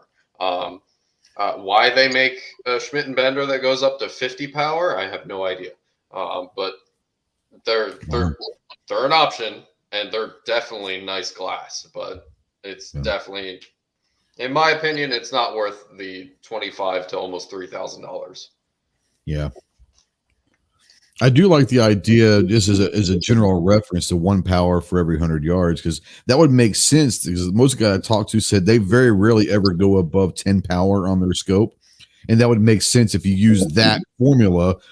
Most guys are not going to go much outside of 1,000 for that, so that would make kind of sense as to why the 10 magnification is that sweet spot. Well, in that PRS shooting, they're going to pick they're going to look at each stage differently, and they're going to hey, I got this shot at 200 yards, this one at 600, and I got one to clear out at 100. I got to come back to here. They're going to pick the magnification that gives them the best field of view. All of them. Yeah. That they don't need to keep on adjusting that magnification. Simple. And so their magnification is probably adjusting between stages. Like every stage will be they might adjust the magnification. Every time you got to do that, it's slowing you down. So they're they're usually that 12 range is a sweet spot. They're not saying they won't crank it up. It's just it depends on the situation. But I mean, like if you're shooting obviously like a mile, like almost 1,800 yards, you're obviously going to be. And it just depends on the size of the target. We go out to the 600-yard range, and we got guys shooting M1 Grands with iron sights, but they're shooting big ass circles that are damn near 2 feet diameter that just fits perfectly on that front iron sight. So it just depends on the target and the purpose and the situation. Yeah, and one thing that I've noticed in the couple PRS matches that I went to is these people, the spotters behind them are only telling you if you get a hit or not. They're not making calls here. Yeah, they're just saying hit. So most of the time, these people with I had a choice between the 3.6 to 18 and a 5 to 25 Leupold Mark 5 HD. And I don't really want all of that magnification on there because I'm probably not going to use it. The purposes for my rifle end game is basically make the lightest rifle possible, but still be able to make that first round hit out to a mile. Because a lot of people don't realize that PRS is not bench rested. I mean, you're shooting from awkward positions on the barricades, on moving stuff, and it's not bench rested shooting. So, a light rifle, and you might have to run between different things and all. So, I mean, a lighter rifle is probably going to be a lot more worthwhile for that. They don't use light rifles in PRS. They're using super heavy, are they really? Pound rifles. No joke, 23, 25 pounds. They're even putting weights on them. They'll put weights on them. No joke. They're very, very heavy. To stabilize them. That's more for a recoil reduction. Yeah. Okay. That's why they're shooting 6mm bullet flavors, like 6mm Creedmoor, 6 Dasher. They're adding not only the low recoil, but they're also adding this super, super heavy rifle to mitigate. So there's hardly any movement at all. See that bullet splash if they miss, so they can make. Yeah, they're following that trail the whole way through. Yeah. Not only if they can, that's great. But usually it's to see the bullet splash if they miss, so they can make the correction. So say like they miss it by 1 mil low and 2 mils to the left, they make that correction instantly on the reticle. And that like you said, that follow up shot is right there. It's one shot, one correction. So go ahead, Alec. Yeah. No, sorry. I was going to say, segueing into reticles. Reticle choice is a big proponent when you're choosing glass for PRS. If you get something like a regular Plex reticle, it's not going to do you a lot of good if you're doing like an unknown target distance. Now, normally, I don't know how some of the other PRS matches are out there. I've only been to a small handful. There are a couple guys that will laser the targets and just check the range. I know that sometimes some matches it's frowned upon to do that, but another thing is if you have the target sizes, that kind of stuff, you can range them in a reticle, say like a milling reticle, that kind of stuff. Mill dots might be a little obtrusive because most of the time those mill dot reticles are very thick. It's a little lines. busy. Yeah. If you want to talk about busy reticles, look up I think it's like a Horus Tremor 3. That is a very busy reticle. But when you learn the Tremor 3 reticle, it is the fastest thing I've ever used when it comes to rapid target engagement. I want to bring Clover. You got anything you want to add or anything like that? But I also want to bring Rogue in and say, Rogue's looking to get into this also. Do you have any questions, statements, or anything, Clover? Anything to add? Because I'm getting flooded. This is wonderful stuff. I'm kind of trying to soak it all in. I don't want Rogue and Clover to feel left out. So, Clover, you got anything to add or bring up? Rogue, anything to add or any questions to ask yourself? Go for it. No, I don't have any questions. As you guys have been talking, I've been sitting here Googling, and I'm going to probably be hitting the replay. I'm writing stuff down right on my pad. So, yeah, it's a lot to take in. It's a lot. It's a lot harder. There's a lot more things going on than just going to the range, putting your reticle on your target, and squeezing the trigger. And this is all the stuff that I'm going through now, trying to learn, and I'm glad these two jumped on because they're going through some stuff that they're cutting the learning curve down fast. Usually a lot of those guys are going to be using something like usually like a XBR-7C with like a Vortex, or like you mentioned, a Tremor 3. It's something, one of those. Whether you want the Christmas tree to be too busy or not, it's all about using that reticle to make that correction on the fly when you can't make the adjustment on the turret. So, like I said, if they're shooting that target and they misread the wind call and they're shooting 1 mil too far to the left because the wind is too high, just because your wind at where you're shooting is not the same where it's impacting, it could be two different things. They're going to make that correction on the fly, and usually they're going to want more times too. They're not using MOA scopes; they're usually using mill. They don't use MOA scopes really in precision shooting. About the only time you see MOA scopes in long range rifle shooting is like F class or bench rest rifle shooters. Even those guys use SFP scopes because they want that fine reticle. But usually in PRS, they're using first focal plane or front focal plane, whatever you want to call it, some type of Christmas tree reticle, whether it's, like the Vortex EBR-7C or Tremor 3 or whatever it is, Horus reticle, something that they can make that correction on the fly. I know a lot of people think they're using these reticles for ranging, and you definitely can, but it's more importantly for wind and elevation. Once again, you're talking about making the adjustments. That's ultimately what it comes down is making those adjustments. So gravity is always the constant, wind is the variable. So, it's the one thing you're massively fighting against in regards to shooting long distance, and you're shooting really, really extreme long distances past 1 mile. You also taking things like the Coriolis effect of the Earth spinning at 1,000 miles an hour on its axis. As that bullet, the curvature and everything leaves the board is flying through the air per seconds. The target is still moving with the Earth, not in correlation with the bullet flying through the air. And it's kind of getting really extreme for long distance, and also things like the bullet spin drift. You got to take that into account. And most ballistic calculators will take care of that. But a lot of these guys are using like Vortex, advanced ballistics, 5,000 binoculars now. It makes it super easy where you can link that up with a Kestrel, even with your phone, and it will give you those holdovers instantly. And it's pretty amazing what they have nowadays. Yeah, Idaho out there says, don't let this conversation of Matt shooting get in the way of a challenge and the fun of no. Don't get me wrong.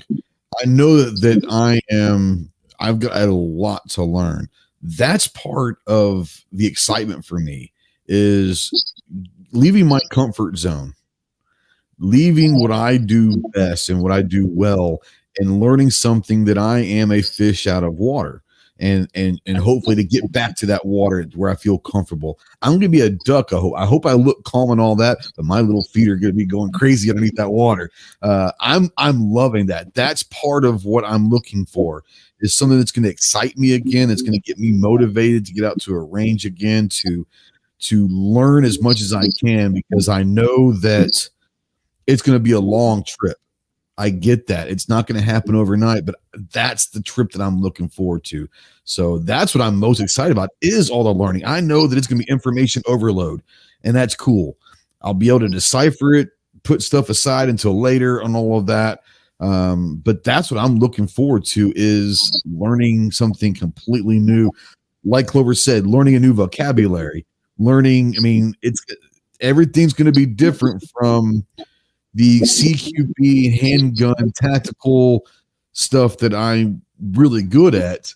Now this is completely different. This is patience. This is precision. This is making those adjustments and all of that, where that's not where my comfort zone is. So that's what I'm really looking forward to, for sure. When it comes to long range precision shooting, the data is the scariest part of it. And I think that turns off a lot of people from long range shooting. That, and also there's not many long ranges out there, but it's so gratifying when you take that 1 mile shot, you squeeze that trigger. There's enough time that after that shot breaks, you do proper follow through, and you still have enough time to pull your ear pro off and hear that impact downrange. Yeah. It's one of those things where I guess I got really excited a few years back after meeting Charlie for the first time in Vegas. And he goes out and tries to shoot 6,000 yards a few months later out in Utah. And it sounds crazy. He didn't hit at 6,000 yards. His last shot, he missed by 30 yards. And people don't realize it's 6,000 yards. Missing a target by 30 yards is close. Like nothing. Yeah, I mean, you don't make an adjustment with that. You can't make an adjustment. It's like, I'm going to go the same spot and just maybe it hits, You're straight up ordering rounds at that point. Yeah. And so I was like, that's kind of where it got. It was like, oh, okay. So and I was talking with Clover, and Clover and I talk a lot. And it comes down to, I was not a sniper, designated marksman in the Marine Corps. Had some guys that were really good shots. I could have seen myself as the secondary or the spotter, if you will, because for me, the math side of shooting is what I like. I like math. I know that sounds nerdy. I'm always been good with math, but like, I don't know, it was AWAG or Elther said that the math, the calculations, that's the side that I think is fun. Is the calculation side of it. So that, like I said, I'm looking forward to this for a lot of reasons, for sure. Now, my buddy Lance out there off the X, I guess I need to get a second job. You and me both, brother. I do understand that this is going to be an expensive hobby, but I don't have to spend all of it right away. It's going to be spent over years. I get it. But yeah, so we were talking about, was it the Kestrel? Before you guys jumped in, Clover and Rogan were talking about the Kestrel. That's one of the things a lot of people said that's really, really good. But a lot of people said once you get past a certain point and you can make a lot of those calls, the barometric stuff in the wind, kind of figure it out what it is, that there's some really good apps that you could use that are good as well. So, who knows? So if you're competition shooting, those guys they're going to have a Kestrel. They're going to get the temperature, elevation, barometric pressure, all that stuff of where they're shooting at. Matter of fact, a lot of those guys are re-zeroing, especially if they're traveling hundreds and hundreds of miles to different elevations, different temperature ranges. Their zero will be completely different, and they're going to have those Kestrels out there for sure. Yeah. Yeah. Yeah, it's one of those things where, go ahead, but go ahead. One thing that I see, I guess this is the kind of the line in the road essentially between Elfzer and I hope I pronounced that right. Between him and I is I'm not trying to be the competition shooter. I'm the sit in one spot for 10 minutes to make one shot and hopefully match that milk jug at a mile. I'm pushing for absolute essentially absolutes. A lot of people like to use the kestrels. Barometric pressure, temperature, they're all super important. However, I see a lot of people focusing too much on the wind aspect of the kestrels, and you have to realize that you're holding a little device that's measuring the wind at your feet, essentially. It's not measuring the wind 600 yards. There have been a couple cases where I look through my scope, and a good way to check for wind, this is how I was told to check for wind, is you start with the parallax as close as you can to essentially where you're shooting from, and then when you push it out farther, you'll see the vapor mirage. The mirage, and wherever the wind is pushing that mirage, you'll see where the mirage is moving to. And as you push that parallax out farther and closer to your target, you'll see what the wind is doing from midway to your target till at your target. That's where the wind is going to mostly affect your bullet.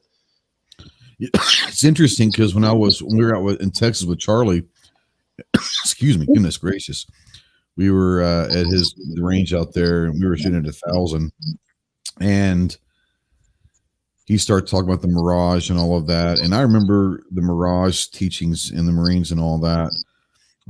But he was talking about after a while, you can just look at the Mirage and figure out what wind speed is just over time. And it's like, wow, that's, I always thought Mirage giving you an idea of which direction, but he was like, after a while, you can just see the Mirage and you can figure out within a couple miles an hour what that wind speed is. I'm like, that's crazy. So, Clover was talking last night about the wind socks and the wind flags. We had a bunch of those out and all that. And, obviously he was saying that after a while, you can look at the wind socket that have at most ranges and figure out what within a mile or two an hour, what the wind speed is and all that. So, Clove, I want to bring you back in. Do you have anything that you want to add? We've been talking about anything that we need to talk about that you might have made a note on? Yeah, they're covering it really well. Yeah. G wants to know, and I'm going to start with Rogue, and we'll go down the line here. Your favorite long-range shooting range you have shot at, coolest long-range shooting range you know of. Either one. If you haven't shot at a long range, what's one you've heard of? So the range that I'm allowed to shoot at it's basically a lake. I get to shoot over a lake, which is really cool because if you fall short of your target, you see that splash. Yeah. And it's kind of confusing too, is you get to see in the water where the wind is moving, so you can get a better idea of what that wind is doing. Absolutely. But it's cool. I think there's a little bit of it in the video on my channel where I had my buddy shoot the mile with my 300 Win Mag. But you basically sit up on a bank and you're shooting over a lake at these steel targets that are around the perimeter of the lake. It's really cool. That is pretty cool. I'm gonna go check that out. Rogue, what about you?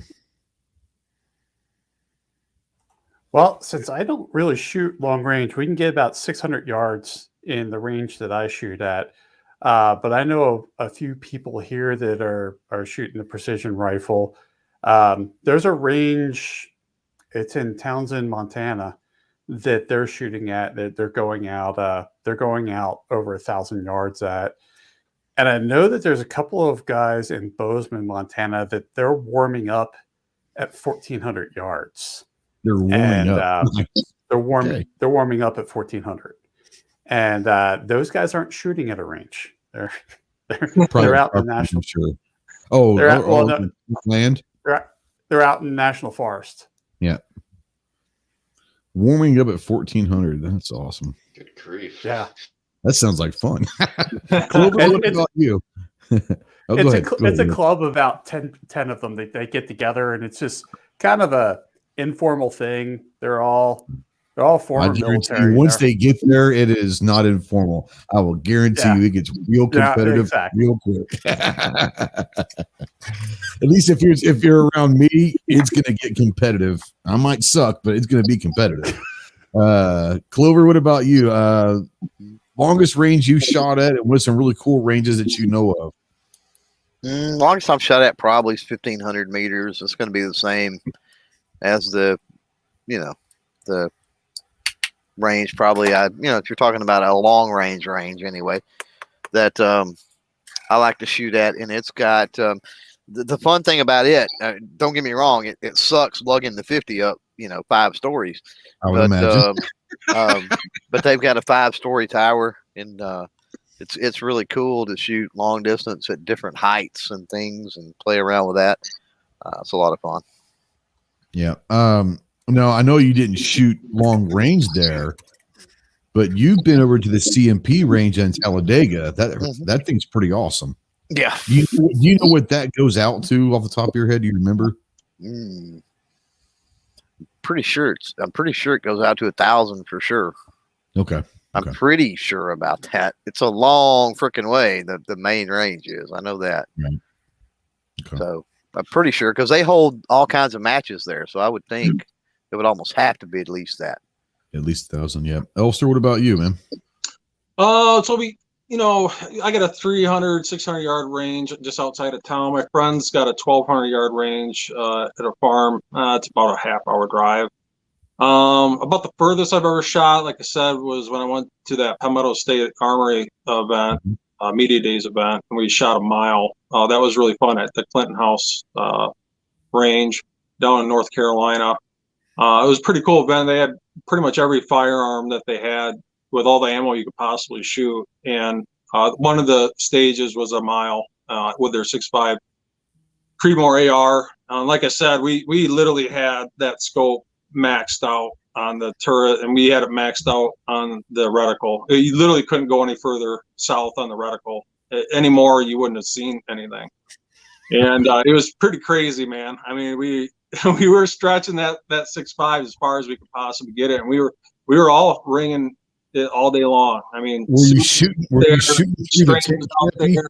We were all freaking ringing that thing all day long, and it was pretty cool. You pull that trigger, and like your fellow friend here said, you pull that trigger, and you got to wait like 3 seconds, to see if you hit it or not. It's pretty neat. The crazy thing when Charlie was shooting out and they were filming and streaming it so I could watch it. I would have loved to have been there in person, but he was out in Utah. 26-second travel time at over 6,000 yards. Oof. I mean, it's just crazy to think that they had to move the tent back because it was so weird that he was shooting through the canopy. Yeah, it's 6,000 yards, but he was literally like 26 seconds. So he'd shoot, and then you'd see him kind of just look around. And at about 30 seconds, we started waiting to hear back from downrange. The guy on the radio, hey, you missed, or hey, 100 yards short, or 200 yards to the left, or whatever it was, making a call if they could see the impact.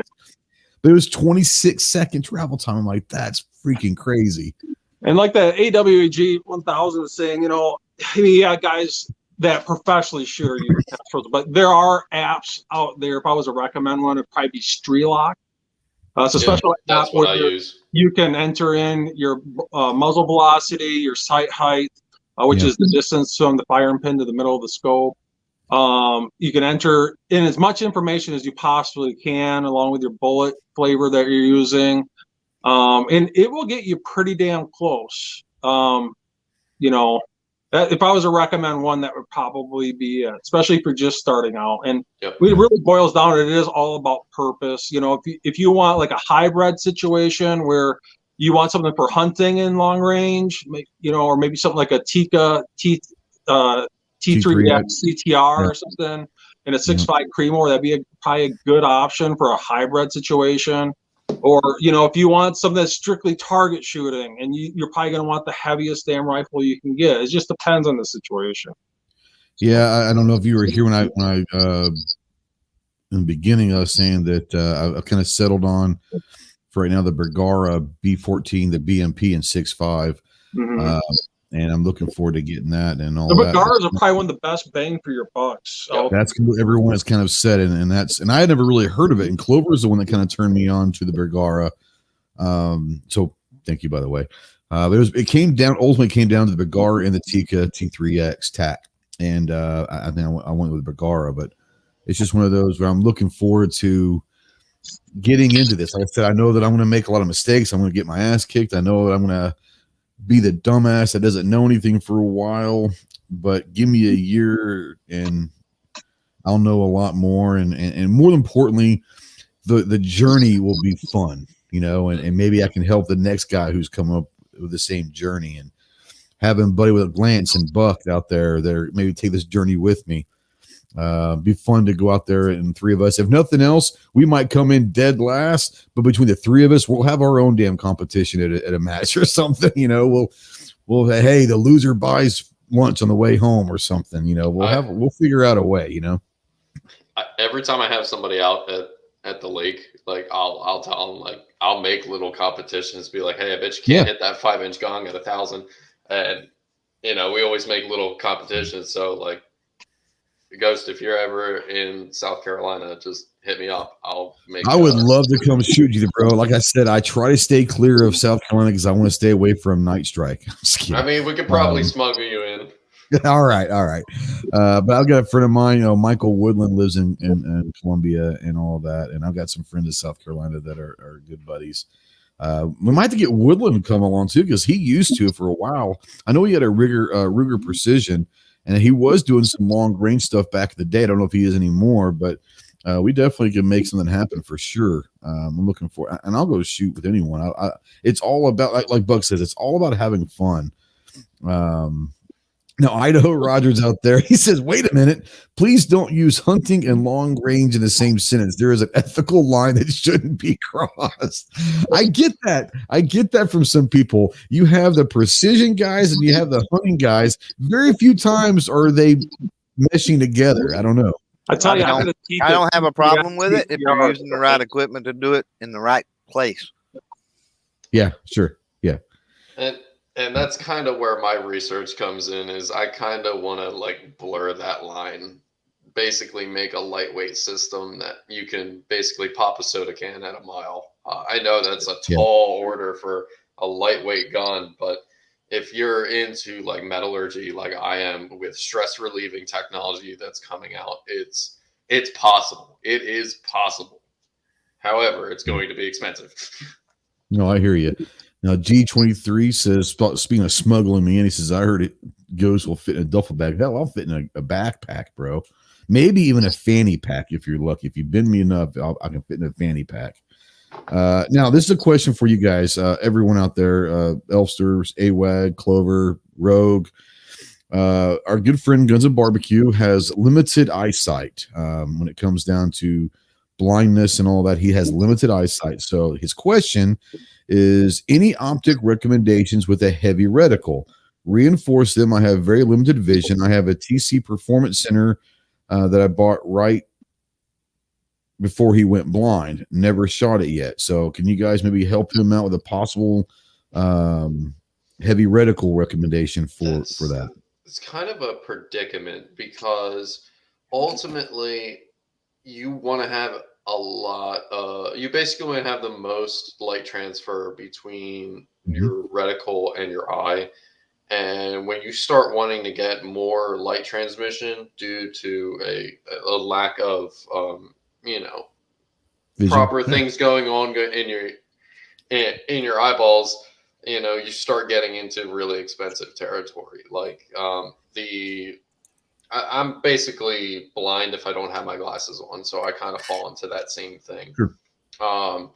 With the Loophole Mark V HD, that glass is incredibly clear. And if I don't have my glasses on, I still kind of struggle to see the reticle. So it's kind of like a predicament that is, I'm not quite sure how to answer it except go for an expensive scope.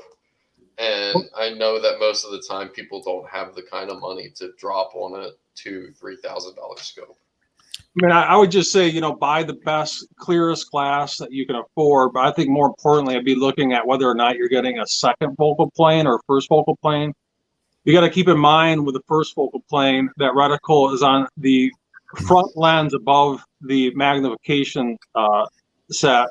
And that reticle will grow in size with the magnification and will shrink with the low end magnification. And if you have very bad eyesight, you're going to have a hell of a time seeing that reticle at all with the first focal plane or FFSP scope on the lowest magnification. Even halfway through the magnification, it's pretty hard to see. You're probably going to be better served with a second focal plane where the reticle is on the rear lens behind the magnification erector set inside the tube. And that reticle will stay the same size all the way through the magnification. It doesn't matter if you get, for example, a 6-24. If it's on 6 power, the reticle will be the same size as it is all the way up to 24. That reticle in size does not change. But keep in mind that those subtensions do not stay true through that magnification range with a second focal plane. It does with the first focal plane. Those subtensions in that reticle will grow in size with that magnification. But like I said, you're going to have a hell of a time, especially in the low magnification with FFP scope. So you might want to look at a second focal plane, but you got to remember your subtensions more times than not are only true at the highest magnification. Let me ask you guys this. With him being that his eyesight is impaired and it's not great, would maybe an illuminated reticle possibly help him? Most illuminated reticles are only good at dusk or dawn. I've rarely seen any that are daylight bright. It's pretty rare. Well, I had, and now granted, this is a pretty expensive scope. This is a $3,200 scope, brand new. You could pick them up on the used market for way cheaper now, but I had a Steiner Military 3-12 by 50. And that had an illuminated reticle. It was a mil-dot reticle. And it would illuminate the last, if I remember correctly, it was the last 2 mils of the reticle itself. So it's the center crosshair, essentially. Right. So when you had that backed out to 3 power and you look through the scope, you'll see just a little tiny plus sign. Mm-hmm. Yeah. But that was a very bright scope, even during, clear day. Yeah. Yeah, a lot of FFP optics, so on the lowest magnification, especially if they're illuminated, will look like a red dot. You can't make out those subtensions. And if you're having a hell of a time, especially with blurry vision, especially if you have astigmatism, you're going to have a hell of a time reading those subtensions, especially on the lower magnifications. So, it just depends on purpose again. If you're trying to do holdovers through the magnification range, you need an FFP scope. You're going to have a hell of a time reading those subtensions on the lower magnifications. Yep. He says glass clarity isn't his issue. The issue ends up being the subtensions are super small and high-end scopes. He has budget Bushnells and Tascos that he can see, but they're not going to cut it. But that on a second focal plane or SFP optic, that reticle will not change in size to the magnification range. It'll be a lot easier to read. Usually, that's you got to remember though that those subtensions are only true more times than not on the highest magnification, unless the manufacturer says likewise. And your bullseye will always stay constant through the entire magnification range. It's just your subtensions will not. Right. Now, to rebut that just a little bit, if you have an app like the Straylock Pro, that's what I use. Yeah. Best $12 I've ever spent on the App Store. Mm-hmm. You can set up your rifle, your ammo, all that jazz. If you're using a second focal plane, you can set it to that magnification, and it'll poop out that those numbers for that subtension at that magnification. And that's true if you have the time. Yeah. Well, I know though this chat could go on for another 16 hours, and I think we're going to probably continue this on the next few weeks. But I do want to say thanks to AWAG, Elster, obviously Clover and Rogue. I want to give each of you guys some time to talk about anything else that we need, that you want to bring up real quick. More importantly, like I want to start with AWAG. I know that you have some pretty cool videos, and you're talking about the video you had at your range over the pond. Tell people where they can find you, what kind of stuff that you're putting out, any projects that you have going on. More importantly, just tell people where they can find you on the social medias. Okay, so I have an Instagram, AWAG1000. It's a picture of a cat. My YouTube channel is AWAG1000. It's a picture of a cat. Let's see. You could probably find me on what's that thing? Discord. I have my own little Discord where I just talk about guns all the time. I'll probably throw a link into the chat here, but I don't have throw it in there, and I'll throw it out for sure. Coolio. Just be sure to read the rules because I'm pretty. Rules. Yep, I got rules. No, I hear you need rules sometimes, man. Let me do it. There we go. There we go. So let me put this. I'll put this out in the chat for you. Well, yeah, but thanks for coming on, bro. There is a good chance that I will be reaching out to you and Elster a lot, if you don't mind, and kind of bounce stuff off of you and all of that stuff. I really do appreciate you coming on because you made a lot of sense and a lot of stuff. I know that there's a lot of stuff being thrown. I've got 3 pages of notes I've been taking tonight. But I'll probably be using you guys. What's that? Just scratching the surface. Oh, yeah. I know. I hear you. But thanks, AWAG. Appreciate you coming in. Elster, let people know where they can find you, what projects you have going on, and if there's anything else you want to get out to the people. So obviously Elster's Rifles and Reloading, my channel. You can check out my playlist. I have numerous start to finish reloading series. I can't teach you how to make a specific cartridge in one video, but I have it broke up into individual parts for like brass prep, dropping powder, seating bullets, how to bump your headspace back from fire form correctly, or playing around powder drops and barrel harmonics, or playing around with bullet jumps and how to correctly seat your bullets at a particular seating depth. So check out my playlist areas. I have extensive, not only showing you, and a lot of them are even live, but actually taking those reloads out to the range and actually watching those bullets impact paper to show you that accuracy. I'm always going live quite a bit, so definitely check that out. But yeah, it's just usually my YouTube channel, and I'm out there to help. So if you have any questions, not only obviously on reloading, but long distance rifle shooting. Matter of fact, I just did a couple of videos on very inexpensive FFP optics. It's great for the starter long range shooter with the Vortex Venom, very similar to the Vortex Strike Eagle. It's a 5 to 25. That was the one that I was really looking at first, was a Strike Eagle. Yeah, and I was almost ready to pull that trigger, and then I got added on to some Athlon and some different stuff. So now I'm like, oh shit! Yeah. All right, now I'm gonna start this again. It's a rabbit hole. It's so many different rabbit holes to go down. But like I said, if you got any questions, I'll hook you up. Usually just jump on Facebook, send me a message, messenger off my Elster's Rifles and Reloading page, and I'll try my best to help you out. Right on. I appreciate you coming on, bro.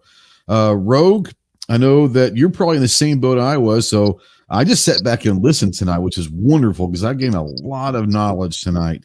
Enough knowledge to make me absolutely dangerous because I don't know what the hell I'm talking about. But it was wonderful to listen to these guys. I know that you're probably in the same boat that I am, but tell people they can find you, what projects you have going on, and if you have any last minute questions for these guys while we're here, go for it. Yeah, I'll start off with the last minute questions. I am just trying to absorb everything I'm learning tonight. Ghost, I do expect a full copy of your notes from tonight's show.